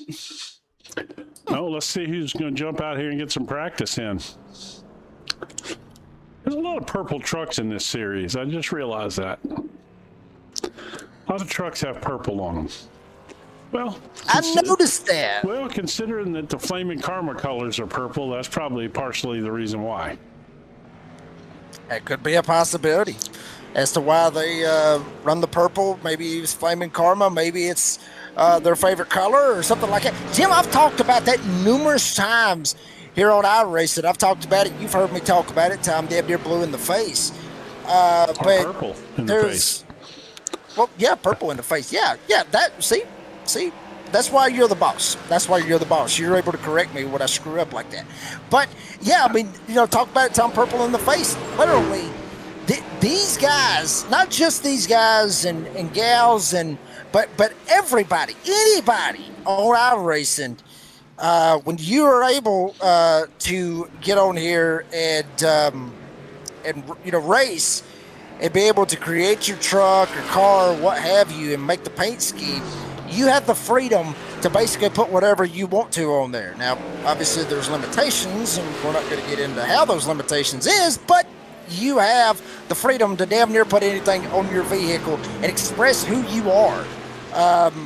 Literally, I mean, express who you are, how you are, whatever. And that's one of the coolest things about this. The only part that actually sucks, there's a part that sucks out of that, Jim, is you have to pay $25 a year to do that. Which $25, I mean, $20 is $20, Jim. I mean, come on now. But still, I mean, you got to pay for that service to be able to do it. But I mean, it's it's still one of the best deals at iRacing is to pay $45 to make your own paint schemes, and it's an unlimited amount of paint schemes to be able to express that. I would pay double that easy. Yeah, absolutely. I've always been a skin guy or a paint scheme guy. You know, to me, it's all part of the,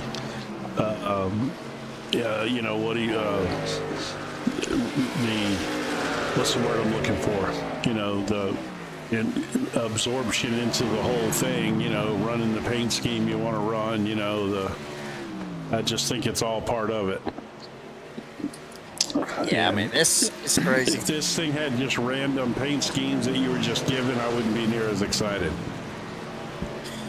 Yeah, I mean, you could run a Darrell Waltrip paint scheme, a Dale Jr. paint scheme, Like the 87s, you know? I've got an old Darrell Waltrip Gatorade scheme that I run on the 87 Chevrolet, you know, Monte Carlo. And I love that paint scheme. I'm not a huge Darrell Waltrip fan, but I like him much more after than during. When he was too much of a whiner for me when he was racing, but I like him as a beef with him? Huh? No. You have beef with him? Nah. You just wanted to ring that bell, huh? You can get no bell out of me tonight. I got no beef. You know what? Screw it. You know what? Jim, we were talking about this a while ago, and I'm going to ring the damn thing because I do have beef. Uh-oh. We got beef. I got beef, and I got beef with it. Me and you talked about this a while ago. If you remember, while we're in the warm-up, we talked about this before we went live on air tonight. I have beef with Conor McGregor. Here's the reason why I got beef with Conor McGregor. Here's the first. His knee out, for Christ's sakes, and you got beef with him? We didn't even get the fight started. Literally. Think he shows that? Look. Oh, here, let me hop in the air and blow my knee out. Well, hell, he should have known. Look, he is supposed to be the biggest. I'll call it like I said. He's supposed to be the biggest badass in the UFC, and he goes out there and makes one move and blows his knee out right off the bat. Doesn't even get the fight started. This build, Jim, that literally was so built up for everybody. Oh my Lord, Conor McGregor's coming back. He's going to fight Holloway. This is going to be their second fight. That is the reality of mixed martial arts fighting. Yeah, but here's the problem: people paid for this. That's why you don't have it on pay-per-view no damn more. Used to knock people out in 10 seconds. And then Mike Tyson decided to bite someone's ear off. And I think everybody got robbed last night. That's just me, though. I think everybody got robbed. It's not how they're right. It is what it is. You can't hold the man responsible for his knee blowing out. No, but I can hold the UFC responsible for not hooking some people up with a little bit of credits off that. Well, hell, then you get the Paramount Plus, and then you get the. Okay, never mind. Okay, never mind. Well, no, it wouldn't necessarily pay. Well, it is pay-per-view because you got to get the Paramount Plus and everything. But hell, everybody probably watches Landman and Dutton Ranch and all that good stuff. Watch Dutton Ranch. We're right in the middle of the Dutton Ranch season right now as we speak, and probably we'll have to watch an episode or two tonight. There. Maybe I'm just mad just because it ran so damn long and it was so late into the night, and then we stay up and we wait all day for this build, and then it just doesn't happen. If there's any beef I've got out of it, look, you had this thing out in Las Vegas. I know that's where the gambling is. That's where all that's going on and everything. Bring it to the Southeast. Bring it down here to Atlanta. Start the damn thing at 7 o'clock and we'll rock and roll with it. At least that's my opinion. I could be wrong, but hey, if they had one in Atlanta, I'd have went last night. Do the grid. I'd have been in the nosebleeds. Anyway, let's get the grid lined up. Second race of the evening here on Motormat Broadcasting, Flaming Karma's Sunday night doubleheaders. Vic Brown, Mason Foster are going to start on the front row. Richie Joplin, good to see him back in the 89. He's starting off P3 here tonight with Harley Barletta, the point leader, coming in tonight. Or actually, it would be Nicholas Olazia will be starting in the fourth spot. I was looking at the SDK, so I messed that one up. Well, Barletta's back there. We'll see how this works out. Olazia sitting in the fourth spot. There's Harley Barletta. He'll be starting in fifth, but DJ Kidder starting to own his outside. Row number 3, row 4, Kenny Raider. In the Ford, the only Ford in the field, Robbie Adams, Dodge Ram to his outside. Right behind them, row 5 is Daryl Klotz and Jeff Oakes. Strutting the Batman scheme as always in the number 30 Chevrolet. Right behind them, you got Mark Dantoma second in the points tonight, and Alan Phillips rolling off from P12 here tonight, riding the Dente. We'll see how it turns out for him. Row 7, Corey Jones and Scott Lay. That is the 14 drivers that we will see rocket here tonight. Scott Lay actually starting on pit road in the number 25 Toyota. 2 Yodas, 4 Rams, 1 Ford, rest of them are bow ties. Second race of the evening, and this is when it's going to get good. Motormouth broadcast at Flamin' Karma Sunday Night Doubleheader Series with the trucks. Jim, let's crank it up one more time for the fans here tonight.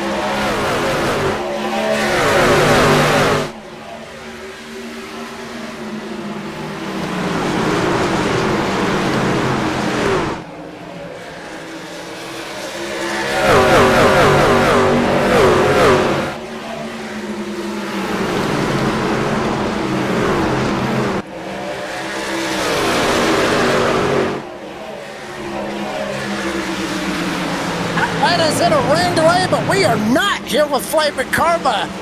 Up front, Mason Foster able to jump out ahead of Vic Brown, take hold of the race lead. Brown back to the second spot. Foster up ahead.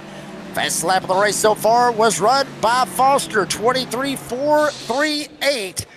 Joplin sitting in third, Barletta in fourth. Jeff Oakes already up 3 spots from the drop of the green flag, Jim, right here at the start of the 80-lap feature. Yeah, we definitely have some people moving forward and a few moving back, just kind of settling in, I think. Biggest loser so far is Robbie Adams. He is quite a bit off the pace, 5 places back. Did Scott Lay ever get out on track? He did not, did he? Nope, he never did. Maybe he's just going to take a chance and just kind of kick back and watch everybody here tonight. He may just be kicking back and going to watch, see what happens. Here tonight with the Truck Series for Week 7. Up front, Foster still with the race lead. Down on the bottom of the racetrack, down to Seller. We're grabbing behind that moonshot from Grady. It's still popping off pretty good lap times. 23.508 the last lap, making a 23.661. Vic Brown, though, 641. Kind of mirroring times. But Jim, just like we saw in the ARCA race, these guys, they will start off. We'll see how the trucks do it. The ARCA race, remember, it started off right there about the first 10, 15 laps. Everybody, or about 10, 12 laps, everybody kind of stayed the same. Then eventually, it was like it dropped off a damn cliff. We'll see how this turns out right here with the trucks and see if they can stretch a little bit longer. They can go a little bit longer as far as the fuel goes. With the fuel runs going between 31, 32 laps, so somewhere in that area. They can go at least 30. But it will be interesting to see when the drop-off and when all that kicks in for these guys. Well, I agree that they can go a little longer on the fuel run, but I would say that these trucks are a little tighter than the ARCA cars, especially when you're behind somebody. You know, these things are very aero dependent, and so they really could start tearing that right front tire up if you're stuck behind somebody like Jeff Oakes is here right now. Yeah, I mean, you don't want to get in that dirty air and slide yourself up and get yourself in a bad spot. Oakes back there sitting in the 6th spot, right behind DJ Kidder. Kidder up 1 spot. Oakes up 4, the hardest charger so far in the race is Jeff Oakes, that number 30 Chevy right there that you see live on your screen here on Motorbath Broadcasting. Kenner jumps down in front of him, tries to maybe put that little dirty air on him, jumped up, had the clean air, jumped back down, tried to close it off. They end up screwing with him. Here comes Oakes, down to the inside, almost makes contact with the left rear of Kenner. Off two, Kenner still holds the spot. Oakes still trying to find a way around him. Did you see what Oakes did there? He dropped that. He put his left side tires below the white line there to help that truck turn. I've seen a lot of drivers do that. Well, yeah, that's a way to get the car to rotate, especially if you're like in there behind somebody like that tight. You can drop it down there and use that banking to help the car rotate a little bit. But you got to be careful. Obviously, it can unsettle the truck and cause big problems. Yeah, it could make you get loose and spin the back end around, or it could unsettle it like you were talking about, and maybe even make it bounce up the racetrack, slide up and hit the wall. We've already seen a couple of the ARCA guys hit the wall here tonight. And you got to wonder, though, Jim, if these guys in the Truck Series, I'm sure they did, watch what was going on with the ARCA Series, watch the broadcast, and watch how the ARCA drivers was dealing with it. Air temp 78, track temp 96, so not a cool track, but not a smoking hot track. It's nothing crazy. If this would have been like 125 degrees, 130 degree track temp, good God almighty, we'd be having some serious tire wear issues. There'd be drivers flying around all over the place. We'd have some serious stuff going on. But still, 96 degrees, it ain't cool, but it ain't smoking. Well, so you're kind of right there. At a place like you're in the this, middle. that's a pretty good track temperature because this place is already brutal on tires. And so, yeah. This is definitely not a place you'd be wanting to run 120 degree track temperatures. It'd be good for us to watch it. The drivers that hate it, but we would love it. Not. It might be a lot of caution flags. I have to say, I was a bit shocked in the last race. The number of cautions that we had. I did not expect that. And if I'm being honest, I kind of thought potentially this could turn out differently here. We could launch out into a little bit a few more cautions, but so far, so good. And also remember in that ARCA race, those drivers, they had faster pairs. These drivers, nope, no faster pairs here for the Truck Series here tonight. Obviously the Pro Series here with the Flaming Karma Sunday Night Doubleheader Series. So if these guys wreck their trucks, they're pretty much SOL. And one thing I can't wait for is, like we were talking about with Atlanta coming next week and having that rule in place, obviously with ARCA cars still having their faster pair, but then these trucks have no faster pairs. Impact racing, like it was at Daytona for the season opener, will be hot ticket. Make sure you like and subscribe to Motorbath Broadcast to keep up with that. Make sure you see it next Sunday night. But check it out right now. Vic Brown. It's closed in a little bit right here on Mason Foster. Foster, the fastest truck on the racetrack as far as the best lap goes, but not anymore. Brown catches a hole, drops down to the inside, down in the cellar door bank in between Foster and Brown. They make contact. Foster able to gas back up and carry on the outside. Brown got him shaking in his shoes a little bit, letting him know that he's there. Yeah, that was interesting there. I'm not too sure what I think of that yet.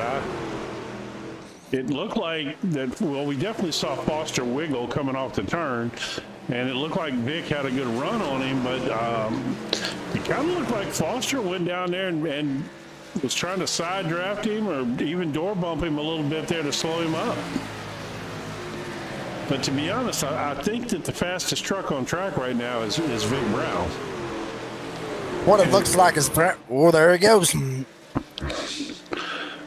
Yeah. There it goes right there. Brown able to slide right by Foster and be able to take on the race lead. And Jim, you called it. It being the fastest truck on the racetrack. Now we're going to see really how fast that number 2 Ram is. He's already got out, and he is already pulling away from the 96 Chevy of Mason Foster. Vic Brown up front early here. Yeah, you got to really watch the attitude of these trucks through the corner. Watch them when they go in. You know, like right there, Brown settled it on the bottom, but you see how it kind of washed up on him a little bit? Means he's slightly overdriving that entry for where the tires are at right now. And eventually that will bite you. My guess is that Foster kind of burned his up a little bit, and that's why he started twitching coming off. But you can really tell a lot by the attitude of the car through the corner. When they point the nose down at the bottom, if you see it come back up off, that means they probably got in there a little hot. And if you see them washing up the track hard coming off the corners, that means they probably got on the gas a little too soon.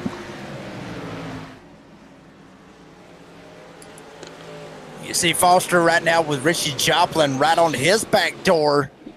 Mix it up with him maybe a little bit, maybe make it a little something happen.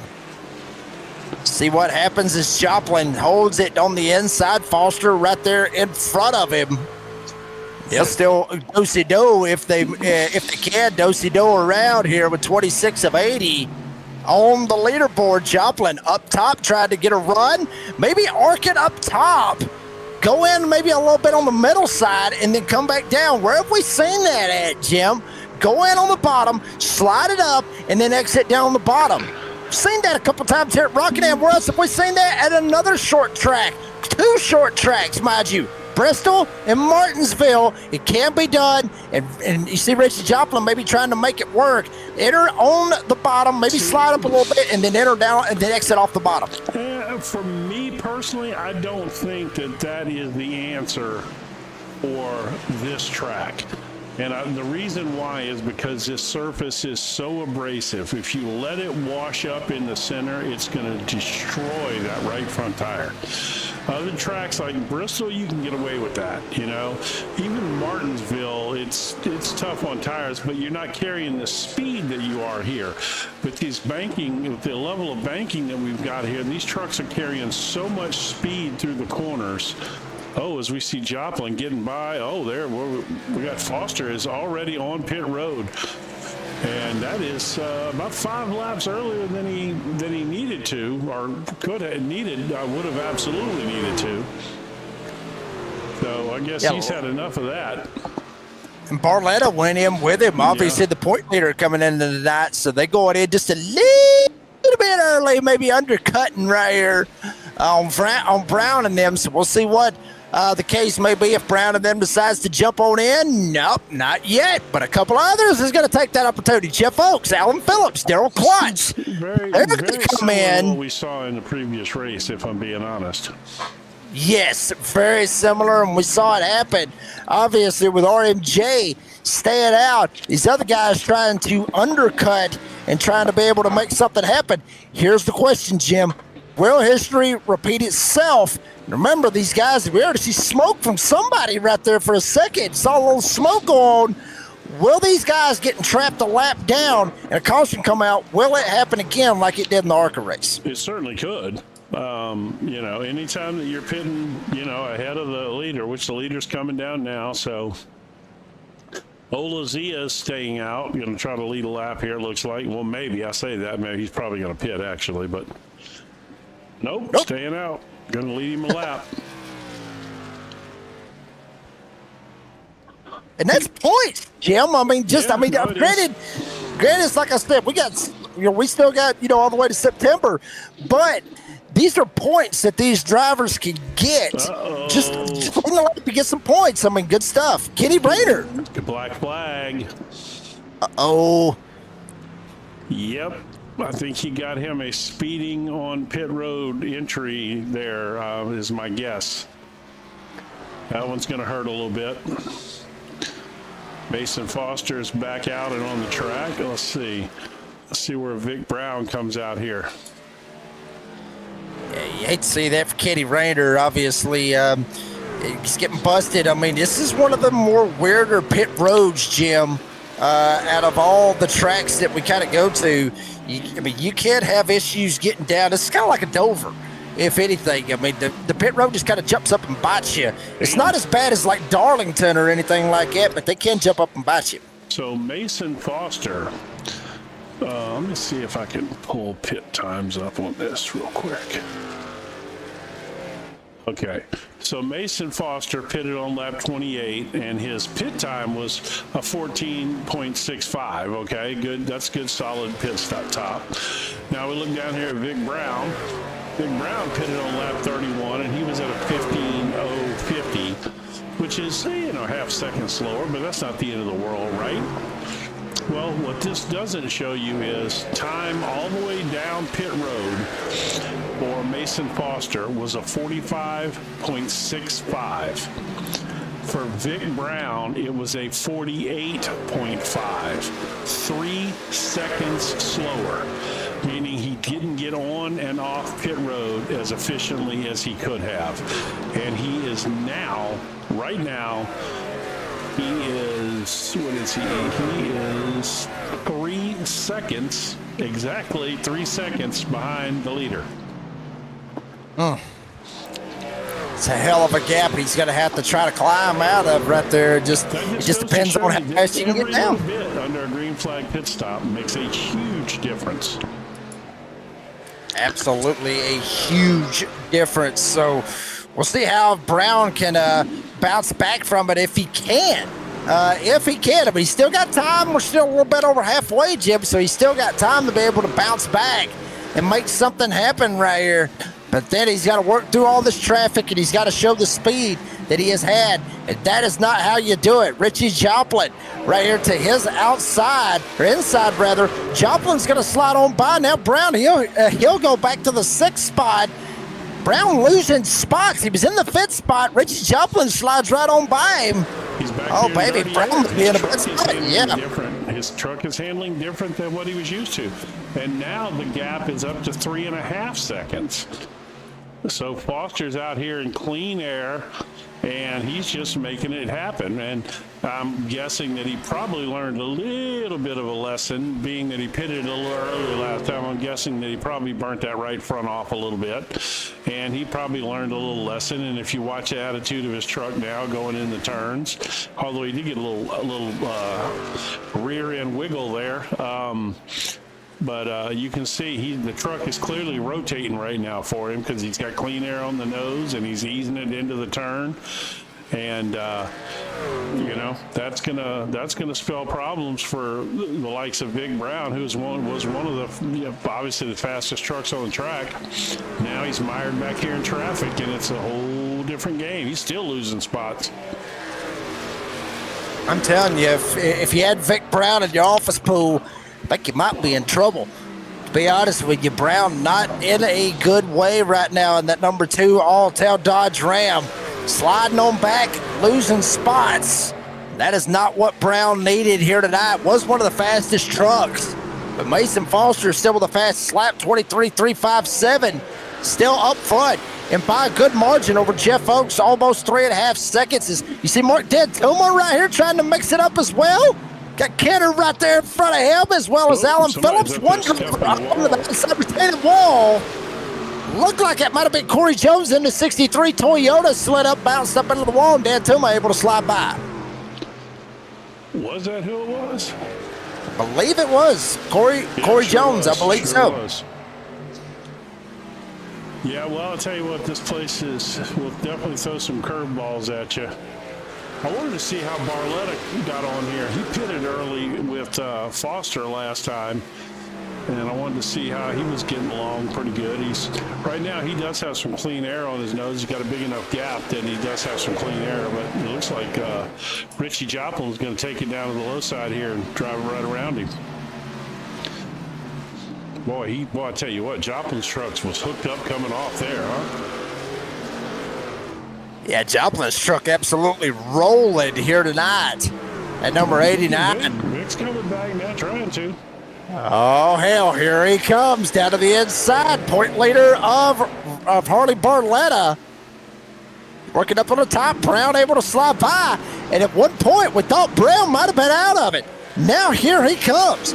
Works it down to the inside, gets around Barletta, but still 5 seconds back from Mason Foster. It's like I said, Jim, he's got time, but he can't have roadblocks run in front of him and cost him. He cannot have those roadblocks get in front of him. Vic Brown's got to roll. He's got to get past people. He's got to get rolling. He's got to start putting the hammer down. He was actually faster than everybody in the top 3 that last lap. He was only one on the track in the 23s. Everybody else was 24s. So Brown is fast. He's just got to get around everybody. He's got to find a way to get around everybody and get going. Yeah, he's going. Oh, there he drove it down underneath Joplin. Well, it's like his truck came back to him, huh? Holy cow! It was like it was bad there right off after the pit stop, but it sure seems like it's working now. Of course, that could be just, you know, he was taking it easy and wasn't going to burn his tires up and just waited for everybody's tires to start fading a little bit. You know, we might have been selling him a little short there. He might have been running a little strategy, figuring he was going to just, you know, ease out of that pit stop and just kind of let his stuff come back to him, which is what he did in the first run. He didn't dominate the race early. You know, he passed at about 15, 18 laps, somewhere in there, and then, you know, continued to motor on. So maybe that's his strategy. Very good possibility. It could be his strategy as he now works his way up into the 3rd spot. And Jeff Oakes not far up the hill. Hell, he's right there on his back door.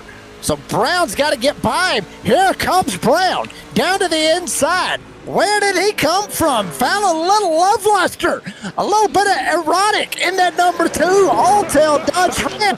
Found something happening. Here he comes. He's found himself now up into the P2 spot. But now here comes Oakes down to the inside. They're going to door bang. Brown shoots up the racetrack. Oakes down on the bottom side as well. Here comes Joplin as well. Hell of a battle going on for second. Yeah, well, Joplin and Big Brown were kind of coming through there together, you know, and both of them are fast. I think that, honestly, I think you're looking at the top 3 trucks in this race right now are the top 3 fastest trucks in this field tonight. I may be wrong about that, but I feel pretty safe in saying that. I don't see anybody out there that's throwing any big surprises at me, with maybe the exception of Jeff Oakes, who didn't qualify and kind of drove it up from the back, you know. But heck, we're getting close to that pit stop time again, and it happens fast around this place. It very much does, and by the time they will make that second and last pit stop, it'll be about 20 to go. So they are coming up on the money stop, Jim. It will be the money stop. That's what they're aiming for, and that's what you want to have. You don't want any issues or anything like that. Because, hey, the last pit stop, and here we go. Brown, Joplin, coming down, Jim. Money stop, baby. Yeah, and what you're seeing here is you're seeing Brown, who waited. He got down early this time along with Barletta. So I think Vic Brown's going to go a little different strategy here this time around. But that being said, we are at lap 52. Or 54, I mean, so where are we at? That's going to leave us with 26 laps to go. They should be in good shape, really. Yeah, they'll be in good shape, obviously, Jim. I mean, you know, the fuel run, 31 to 32 laps. So, yeah, 26 laps to go. They're going to be good to go. They'll be able to make it all the way to the end. The only trick is how fast they go through their tires. If they burn their tires up too much, and it costs them anyway on that one. But Foster's going to run it long right here. I think Foster's going to run it a little long and stay out. See if he can try to make it happen. That decision. Yeah, there he goes. He's coming. Maybe not. Maybe not. Here comes Foster coming in. Ooh, get a little squirrely. Locked them up.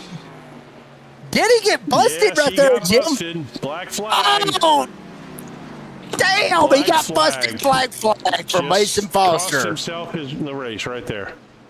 Yes. Just busted right there for the 96. Cost himself the race, man. But you know what? And I don't know that he didn't do this. But I know this. People need to practice their pit road entry under green flag conditions. People don't practice it enough. They stop on the track and they hit the tow button, and that's what they do. And you gotta be able to get into pit road hot. Again, I'm not saying he didn't practice it, but just in this particular case, it bit him. Well, look at Jeff Oaks bump drafting with Kidder right there a little bit. I thought when Jeff Oaks went into the pits, I was watching it there for a second, and then we flipped it into him. It looked like Jeff Oaks was just hauling the mail coming in. I thought he was going to run Kidder over, and he didn't. But he come close, so close to running Kidder over, and he just locked the brakes up, and then eventually he just said, screw it, I get up to it. We're just bump drafting going down pit road, and Oaks trying to stay as tight as he can to him. Go. Ooh. He got held for 40 seconds. Oh, wow. So, and now we got a caution on the track. The 30 truck is around. Damn, speaking of Jeff Oaks, caution is out. And they go from bad to worse for Mason Foster right there. See what happens. Beep. Goes around right there. Oaks was trying to get a little aggressive. Got around Kidder. Remember, Oaks got a little aggressive going into the pits on the back door of Kidder. We'll see. I mean, Oaks right here on the top side, he just gasses up, carries on. They're racing coming off a pit road, but Kidder's got to come up and merge. That is absolutely on Oaks. He went above the white line before the commitment line. Watch what he does here. He comes out of pits. Oh, well, of course, now it's... Here, let me do it this way. All right, so watch. So they cross this, but now that you got the blue line before you can merge back on the track. He's up on the track and then tries to come back below the blue line. I just think they ran out of room right there. Well, now I want to see this in slower motion. What I want to see is, did he actually put any tires onto the racing surface? I don't believe he did, Jim. Really, I don't think he did. I mean, he kept it right there on the bottom. Maybe. No, he didn't. Maybe. It's just... I mean, I don't know. I don't know what to think of that, but either way, it's a bad situation for sure. And Mason Foster is in a worse situation. I mean, just had the race won pretty much. Unless, you know, I would have loved to seen how it would have worked out with him and Vic Brown, but now Vic Brown comfortably back up here at the front of the field. Joplin, Phillips, Kidder, and Tuma. Richie Joplin, who's also fast as hell. Oh, yes. And Alan Phillips, man, here, up 9 spots. Biggest gainer in the race right now. Looking strong. Running that very strong paint scheme you love there. Yeah, I mean, that's my boy right there, Hocevar, baby. Look, there is people that does not like him. I am a huge fan of Hocevar. I'm a huge fan of Hocevar. Till he passed away, and then everybody loved him all of a sudden.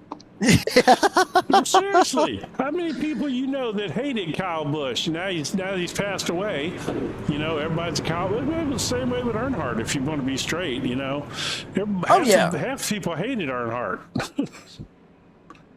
You know? I always liked him. I always liked Kyle Busch. I'm all about that rough play, wreck 'em if you gotta. You know, that's me. You know. Well, I would not be very successful in this modern day age, as opposed to I would have been much better off back in the day. Well, I'll put it to you this way: when I was a child, I was conflicted. I was between Earnhardt and Gordon. I bet you wanted to like Bill Elliott, didn't you? Because you're from Georgia. No. Oh no. No. I was conflicted between Gordon and Earnhardt when I was a kid. Oh, so you just stupid.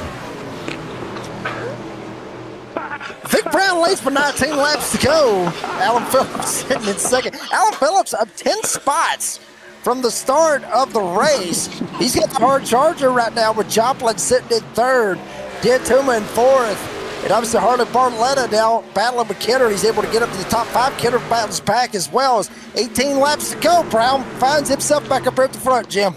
He does, which is not surprising given the way his nights went, and then, of course, a little bad luck happening to his partner in crime tonight, Mason Foster. But I'm really curious about Richie Joplin here and Phillips, if I'm being honest. Phillips got by him on the restart here, But, you know, Richie's been kind of saving his stuff, and then he's flying up later in the run, and I got a feeling that that might be where we're headed with this.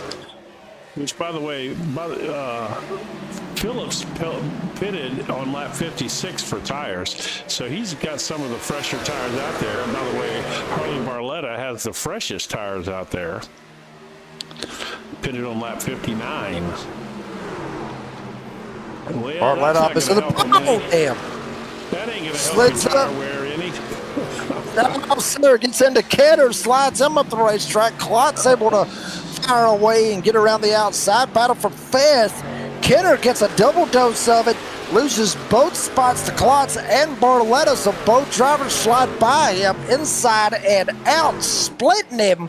There's Daryl Klotz. There is Vic Brown up here at the front. Alan Phillips starting to kind of close that gap right here with 15 to go. About 0.3 of a second back. Alan Phillips got a shot right here. Yeah, he does, actually. He's looking pretty strong. I wanted to draw back here and get a look through the windshield of Richie and just see how this thing looks, what's going on up in front of him, how everything looks. See, Richie's smooth. That truck's staying down nice for him right there. He's driving that truck easy. He's not fighting it coming off the turn. I like what he's got going on right here. I really do. You know, he's getting in smooth. That truck's staying down nice. He's not fighting the wheel coming off. And you see how much ground he closed up in that one lap we were riding on board with him.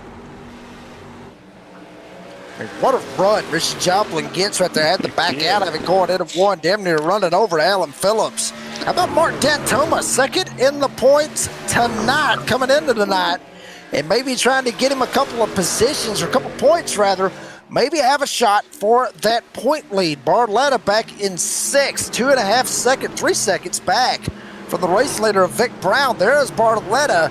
He's got Klotz he's got to deal with. And Dantoma up 2 spots as well, so that's going to help him out, get him some points, try to close that gap on Harley Barletta for the 57. Klotz started 9th. Here he is up in the 5th spot for Daryl Klotz. And we'll see if Barletta can find a way around him as they hit the line with 11 laps to go. And Phillips is there, son. He is there, wanting to try to make it up 11 spots from the drop of the green flag. Alan Phillips trying to go for this race lead. Yeah, looked to me like he overdrove that entry there a little bit, but he did get it to turn down to the bottom pretty nice. We'll see.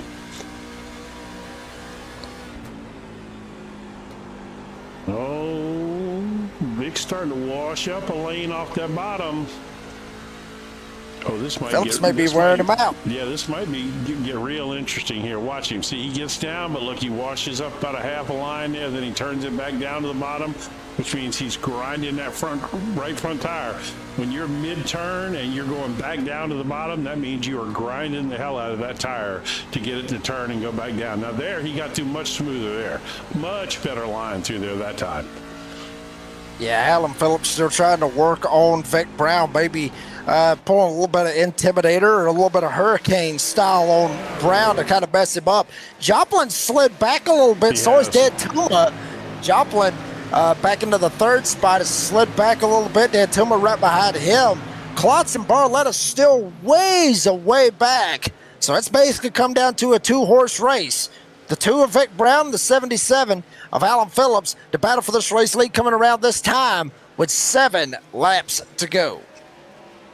Yeah, I really think that this it's an every corner battle here. You know, one mistake and you let that car run up the track on you and it heats that tire up, and you know that gives your competitor there an advantage. And this is going both ways. By the way, Dantoma is closing heavily on Joplin back here. We got 2 good battles going on here. 2 battles going on for inside the top 4 between 4 different drivers with 6 laps to go. 2, 4, 6. How about that?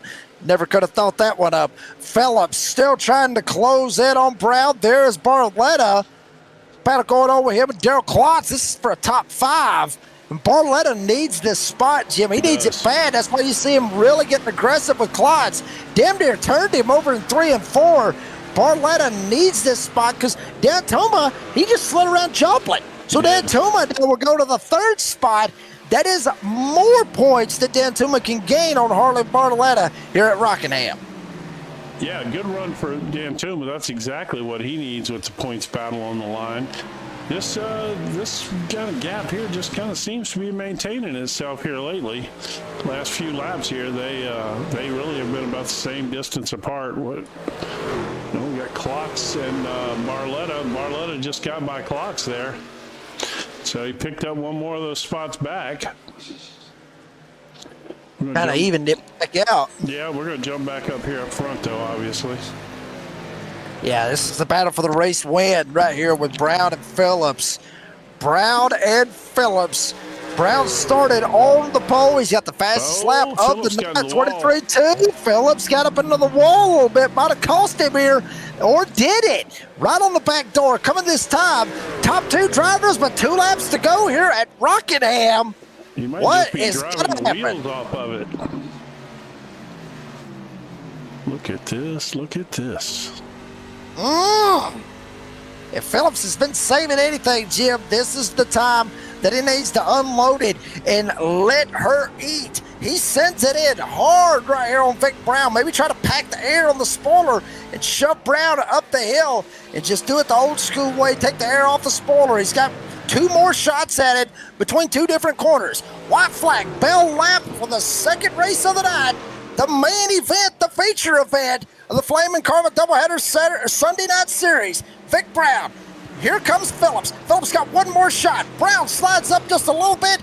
Ain't gonna be enough. Vic Brown started on the pole. He's gonna come to the line. Vic Brown's gonna win it here tonight at Rockingham. Alan Phillips comes on with second, hard charger up 10 spots.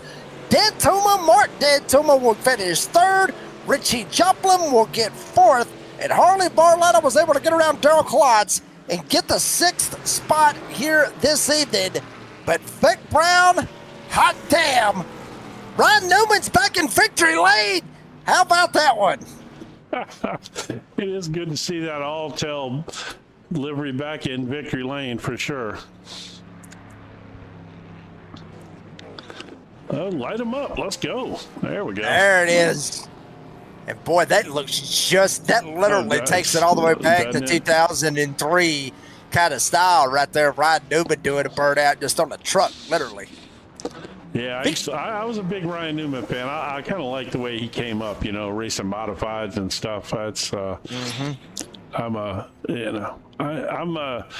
I'm more of a driver guy, like it's just certain drivers that I through the years have liked. I like a lot of guys before they get when they get up to the top of the hill. I don't like them as much as I did when they were up and coming, I don't know why, but it's just the way it is. But anyway, let's take a look at these results here. I think I know why, because once they get at the top of the hill, then they turned into a bunch of a-holes. Well, anyway, I'm not going to say that's the truth, but, it happens. It does happen. It very much does.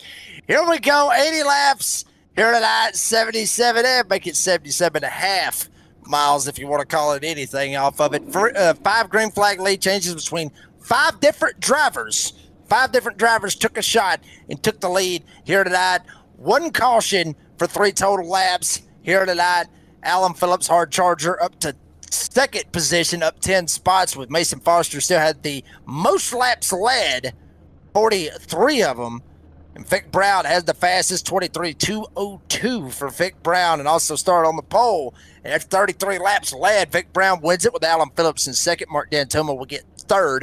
Richie Joplin will finish 4th. Harley Barletta needed to get around Klotz. He was able to get around Klotz, so he'll close up on it. D'Antoma's still going to get some points on him, but Barletta kind of stops the bleeding, I guess you could say, for that battle for the point lead. Klotz. Stop the bleeding? Like a blood clot? Dear Lord. Okay. I've really been wanting to crack that joke all night, and somehow or another you just kind of walked me right into it, so thank you. Yeah. Derek Klotz 6th. I mean, Lord. Kidder with where'd Kidder finish? 7th. DJ Kidder 7th. Nicholas Olazea. At least he'll be smiling about this one. Probably didn't get into nobody according to the fans out there. He will get 8th. Mason Foster Damn. What could have been? Got busted. Yeah, what could have been? Busted himself. Literally busted himself, leading the most laps. He finishes ninth after the pit road speeding penalty. Corey Jones will get 10th with Kenny Rader. Jeff Oakes, hate to see that for the number 30 Chevy, gets 12th. Robbie Adams ends up finishing 13th. And Scott Lay just wanted to kick back and watch all these guys drive here tonight at Rockingham for the Flaming Karma Truck Series for the doubleheader Sunday night. Well, Vic Brown wins it here tonight. We'll bring him on up in the broadcast booth. And Vic Brown, we got you up here on the booth, buddy. Vic, what a race. What a drive. I mean, tell us about your race, because there for a second, right there at that middle part or whatever, we saw that you kind of flipped on your strategy a little bit. Tell us about it. Yeah, that was a pretty eventful race for me. It may not have looked like it, but man, I felt pretty good. I did give up the lead to Mason there. Shout out to him. He was very fast, especially on the long run. So I knew that, and I wanted to stretch it. I don't know what happened to him, but I got back around him, and then I didn't hear from him again. So I just assumed he pit. So after I saw the difference and I screwed up my pit stop, overshooting my pit box, I gave up a lot of time to him. So I knew the only chance I had was to undercut it and see what I get. I don't know, try to run as fast as I could. Well, I was wondering there because, clearly on that first pit stop, you obviously lost 3 seconds to him on pit road, and it wasn't the time in the box. So that explains it. You obviously overshot your pit box and had to get back into it. So that explains the 3 seconds. So, when you got back in traffic back there, was your truck handling different, or were you just taking it really easy back there? Well, depending on who I was behind, I had to be statement ever. I had to be selective on who I pushed and who I didn't. So, right. But yeah, it definitely handled a lot different. It was nowhere near as nice as it was out front, obviously. But it was. I love this track. This is a lot of fun here. Well, I mean, and then like you said, you short pitted on the next one, and then of course you didn't necessarily see it happen, but then unfortunately for Mason, he kind of, he tripped over his own. He got himself pit road penalty coming in and had a stop hold there, so that ate him up really, which was unfortunate for him, but. Man, you really have been fast this season, and we've kind of been waiting for, this moment for you to kind of break out and I don't know what's the word, I guess, to translate that speed into the entire race. And you really did this time. You had your little pit road mistake and you overcame that. But this was one of the first times that you seemed to maintain that speed pretty much all night, Yeah, I appreciate that. But yeah, it was a lot of practice when in this one I was trying to get my butt kicked and stepping on myself included. But I hate that for Mason because I was really wanting to see how that shook out. He probably would have still been ahead of me, but that was some good racing. And Alan keeping me honest there at the end. He was really pushing me. He was. That was a few more laps. Surprise battle at the end for sure. Yeah, for sure. And I thought once I got out in front, smooth sailing. He kept pressure on. I had to hit my marks. It was.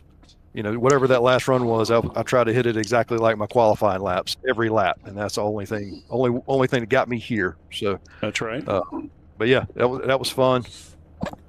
Well, congratulations again from me. I'm looking forward to seeing some more of this. We love the Ryan Newman paint scheme. Obviously, we talk about it every week.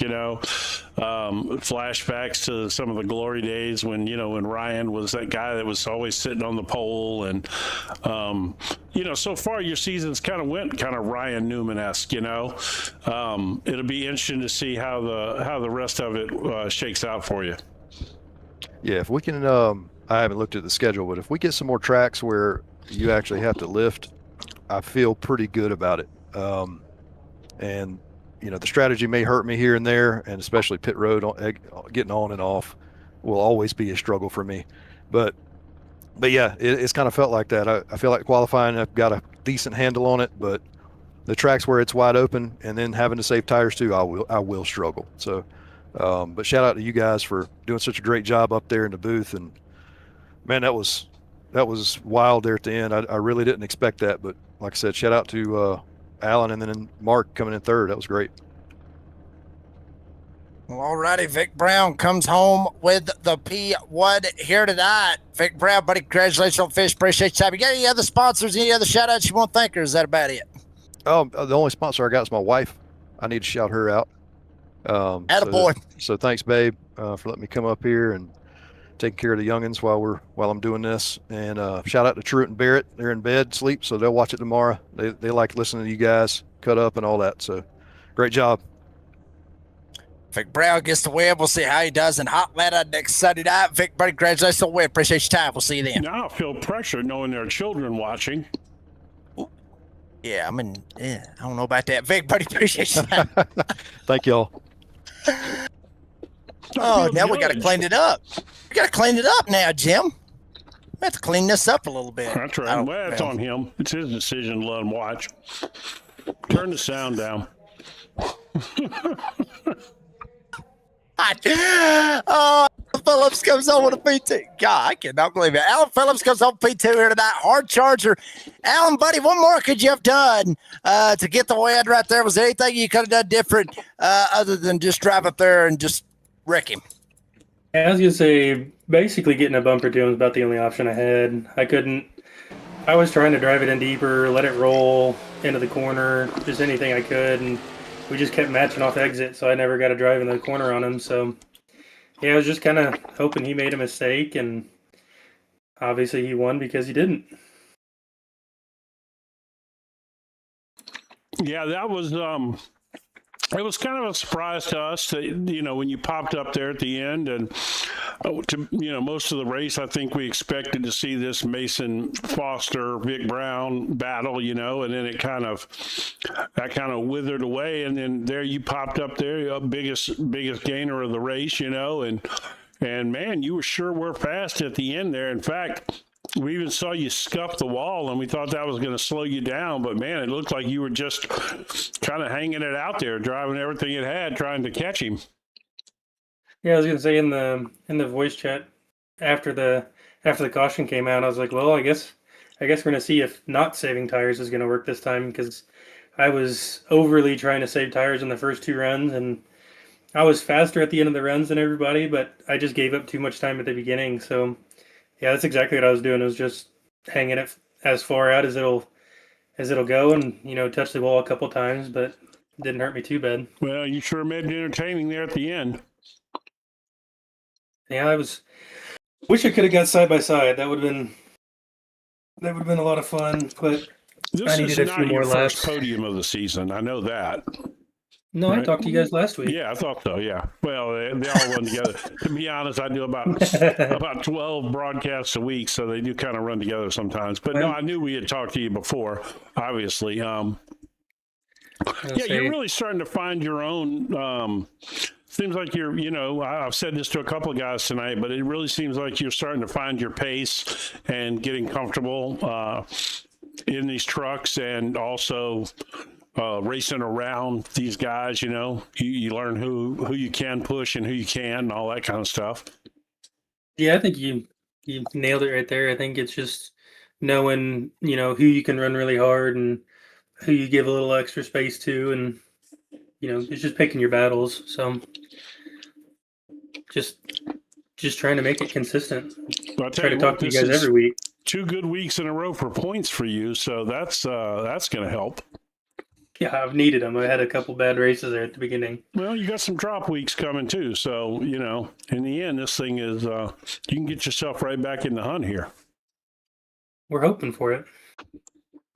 Well, Alan Phillips coming home with a P2 here tonight. Alan, buddy, congratulations on finish. Appreciate your time. You got any sponsors, any shout outs? Oh, you always got to thank the wife for letting you sneak away, and then just friends and family again.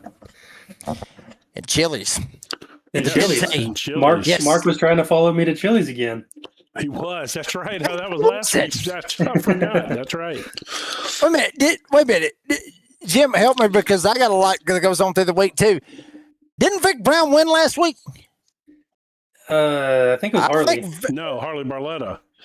Okay, It was Harley, me, and then No, Dan it And was Tuma. Dan Tuma, they're Alan already- and Mark Dantuma for second and third, and Mark Dantuma Yeah. was following Phillips to That's- Chili's, and we were supposed to follow remember that along. now. And now I want a quesadilla explosion salad from over there.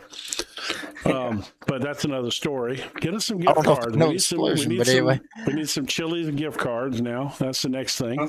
I'll see what I can do. Alan Phillips, P2 here tonight, buddy. Congratulations on finish. Appreciate your time. We'll see you in Hot Atlanta next week. Yep.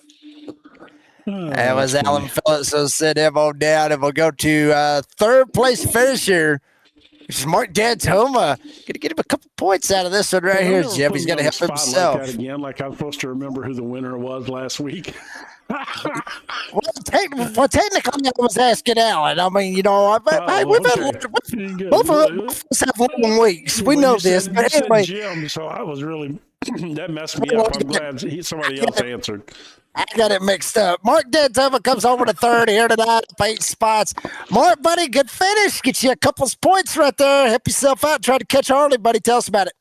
Yeah, this Navy Joe Coffee Company Dodge Ram was hauling anchor again. It's just chipping away at Harley's lead. That's all I can really do. The guy's just too consistent and too clean a racer. So just a point here, a point there. Hopefully it'll add up. You made up a couple again. That's tonight. So, and by the way, it was Michael Whiting that won last week, wasn't it? Yes. Thank you. Okay. Yeah. So, see, I didn't remember just for the sake of it, but I'm going to act like I did, even though Gerald Poole put it in chat for me. But yeah, it's starting to apparently becoming a habit here for you to try to follow Phillips to Chili's. You may want to do something about that and have him follow you in for some Navy Joe coffee. Yeah, that's definitely got to turn that around. And two weeks in a row, I followed him, and I still haven't gotten to Chili's. So I know. Look, I'm looking for some gift cards at this point. Definitely. Yeah, he's just a good, consistent racer. It's fun running with him. Actually, fun running with everybody in here. So, really enjoyable. I need to get in front of him so he can follow me instead of me following him. Well, you gave him a good run this evening, and you're really starting to find your pace here as the weeks are starting to click off. It's you're closing that gap a little bit at a time, and you're getting more and more consistent, which is nice. So, yeah, I think I'm looking forward to seeing some bigger things for you in the second half of the season after this All-Star break. Yeah, unfortunately, I don't think the tracks really line up for me, my wheelhouse, my driving style. But we're going to see if we can just shake it up anyways, get maybe a little aggressive, see what happens. There you go. I like aggressive. Yeah, as long as I don't start too big of a fight, that's the key. Yeah, Jake, what do we think about that? I'm all for it. I'm all for it. Do what you got to do, baby. It's content. It's good stuff. It gives us stuff to talk about. I mean, granted, it makes y'all fight, but anyway, we're all for it. Yeah, well, we love a little squabbling on the track, a little payback here. We like all that. That's good. Yeah, a little beef is good, but I would prefer to settle it in back in the pits, fist to fist. Yeah, but we can't see that. That's true. Yeah, we'll have that's what sucks. We can't do that. Nothing more. Well, I can't talk. My favorite thing about short track racing was I love the battles on track, but man, I love the fights in the pits in between races. That was some of the best stuff ever, man. Definitely. So, but anyway, congratulations again, and you are definitely nipping away at that points lead. I got a feeling here before too long we're gonna have a nice little bunch at the top. I think so. I think there's a few that are, Vic's definitely going to join the party. Richie's always a threat, so we'll see Jeff. He had a little rough night, but yeah, it's going to be towards the end of the season. It's going to be a fist fight basically at the top. Yes, so. That's what I'm talking about. And the only bad part is we will not be able to see the fist fight live here on Motormad Broadcasting. We can if it happens on the track. If it does on the track, we're all for it. Mark, buddy, congratulations on the P3 here tonight. Appreciate your time. You got any sponsors, any shout-outs you want to thank? Shout out, obviously, Navy Joe Coffee, Holmes & Wisely Attorneys at Law, Premier Power Washing of West Michigan, and Parrot Polish. There you go. Dan Tillman comes home with the P3 here tonight. Mark, buddy, congratulations on the finish. Appreciate your time. We'll see you in Hot Atlanta next week. Thank you. It was Mark Dead Tobin comes home with a P3 here tonight. And Jim, buddy, what a race. Rockingham, what a race. What two races? I mean, literally, Flaming Karma always comes out. They deliver each and every Sunday night. That's why we love doing this right here. That's why we love coming in here calling these races, buddy. Your final take, always a pleasure working with you. Always a pleasure working with Motormouth Broadcasting. Your final take, buddy. Let's see. My final take is that I love the way this season is shaping up. We're starting to get a few guys getting more comfortable, and we're starting to see the points kind of finagle around a little bit, and we got plenty of time left. I think that I think this season is going to continually get better and better and better as the weeks go on.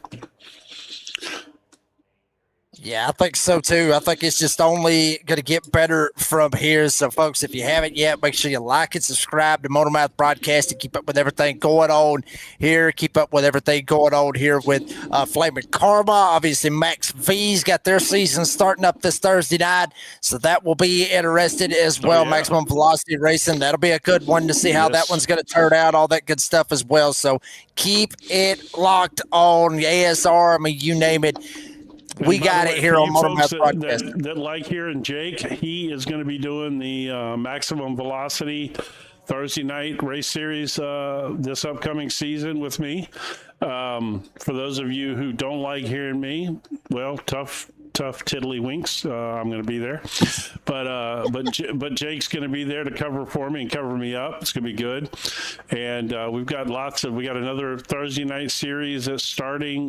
That's Bike Point Challenge, a sports car challenge. That'll be coming up in a few weeks. They'll be starting on Thursday, and Hamish Monroe and Ewan will be doing that one. So a lot of big things coming, a lot of big things happening on the channel, of course. And I'm not going to drop too many hints here regarding Flaming Karma, but let's just say at this point, all I'm going to say is stay in here for the long haul. Things are fixing to get really interesting in the next few months. Let's just say that. We'll leave it at that. We'll leave it at that for now. Damn, I don't even know what he's talking about, and I work for him. So now he's got me curious on it. But folks, Rockingham, it was a blast. It was some good stuff. Always is some good stuff. Even, I mean, it doesn't matter where we go. Flaming Karma, Gerald Poole, all these guys get this group together. Both groups together with ARCA and the trucks. It's always a pleasure watching this. So good stuff as always. And now we're going to go to Peach State next Sunday night. Do not want to miss it. It's going to be a good one, to say the least. Two good ones for the ARCA and for the trucks. But, folks, that is going to do it for this broadcast here on Motormouth Broadcasting. Got to thank all the great sponsors. Obviously, Alloy Wheel Specialist of the upstate, Greenville, South Carolina, Country Creations, obviously Flaming Karma Paints. Can't forget about the big one, obviously, Navy Joe Coffee. Go to the website, NavyJoe.coffee. That's the website, NavyJoe.coffee. Enter Flamin' Karma. Get you 10% discount over with the Navy Joe Coffee Group. And obviously Digital Race Engineer and the Roasted Record for what they do over here on Motormouth Broadcast. And all the sponsors, so many of them. It's hard to keep up with them. So many sponsors and more sponsors coming on every single day. Thank you very much to each and every one of the sponsors. Shout out to the drivers. Put on a hell of a show. Fans, y'all come out big numbers supporting this great league. And obviously, Gerald Poole allowing us to come in here. All the admins allowing us to come in here, be ourselves, entertain you, the fans. For Big Jim Cunningham, co-commentating and producing, I'm the Redneck Announcer, Jake Reeves. Said as always, say, be safe, be kind, be fast. Boy, it's going to be a good one. Peach State next week, my home track. It will be good. And guess what? There ain't going to be no rain like it is here tonight. Same time, same channel next Sunday night. Motormouth Broadcasting, where legends are created one corner at a time. God bless y'all. We'll see y'all next Sunday night in Atlanta.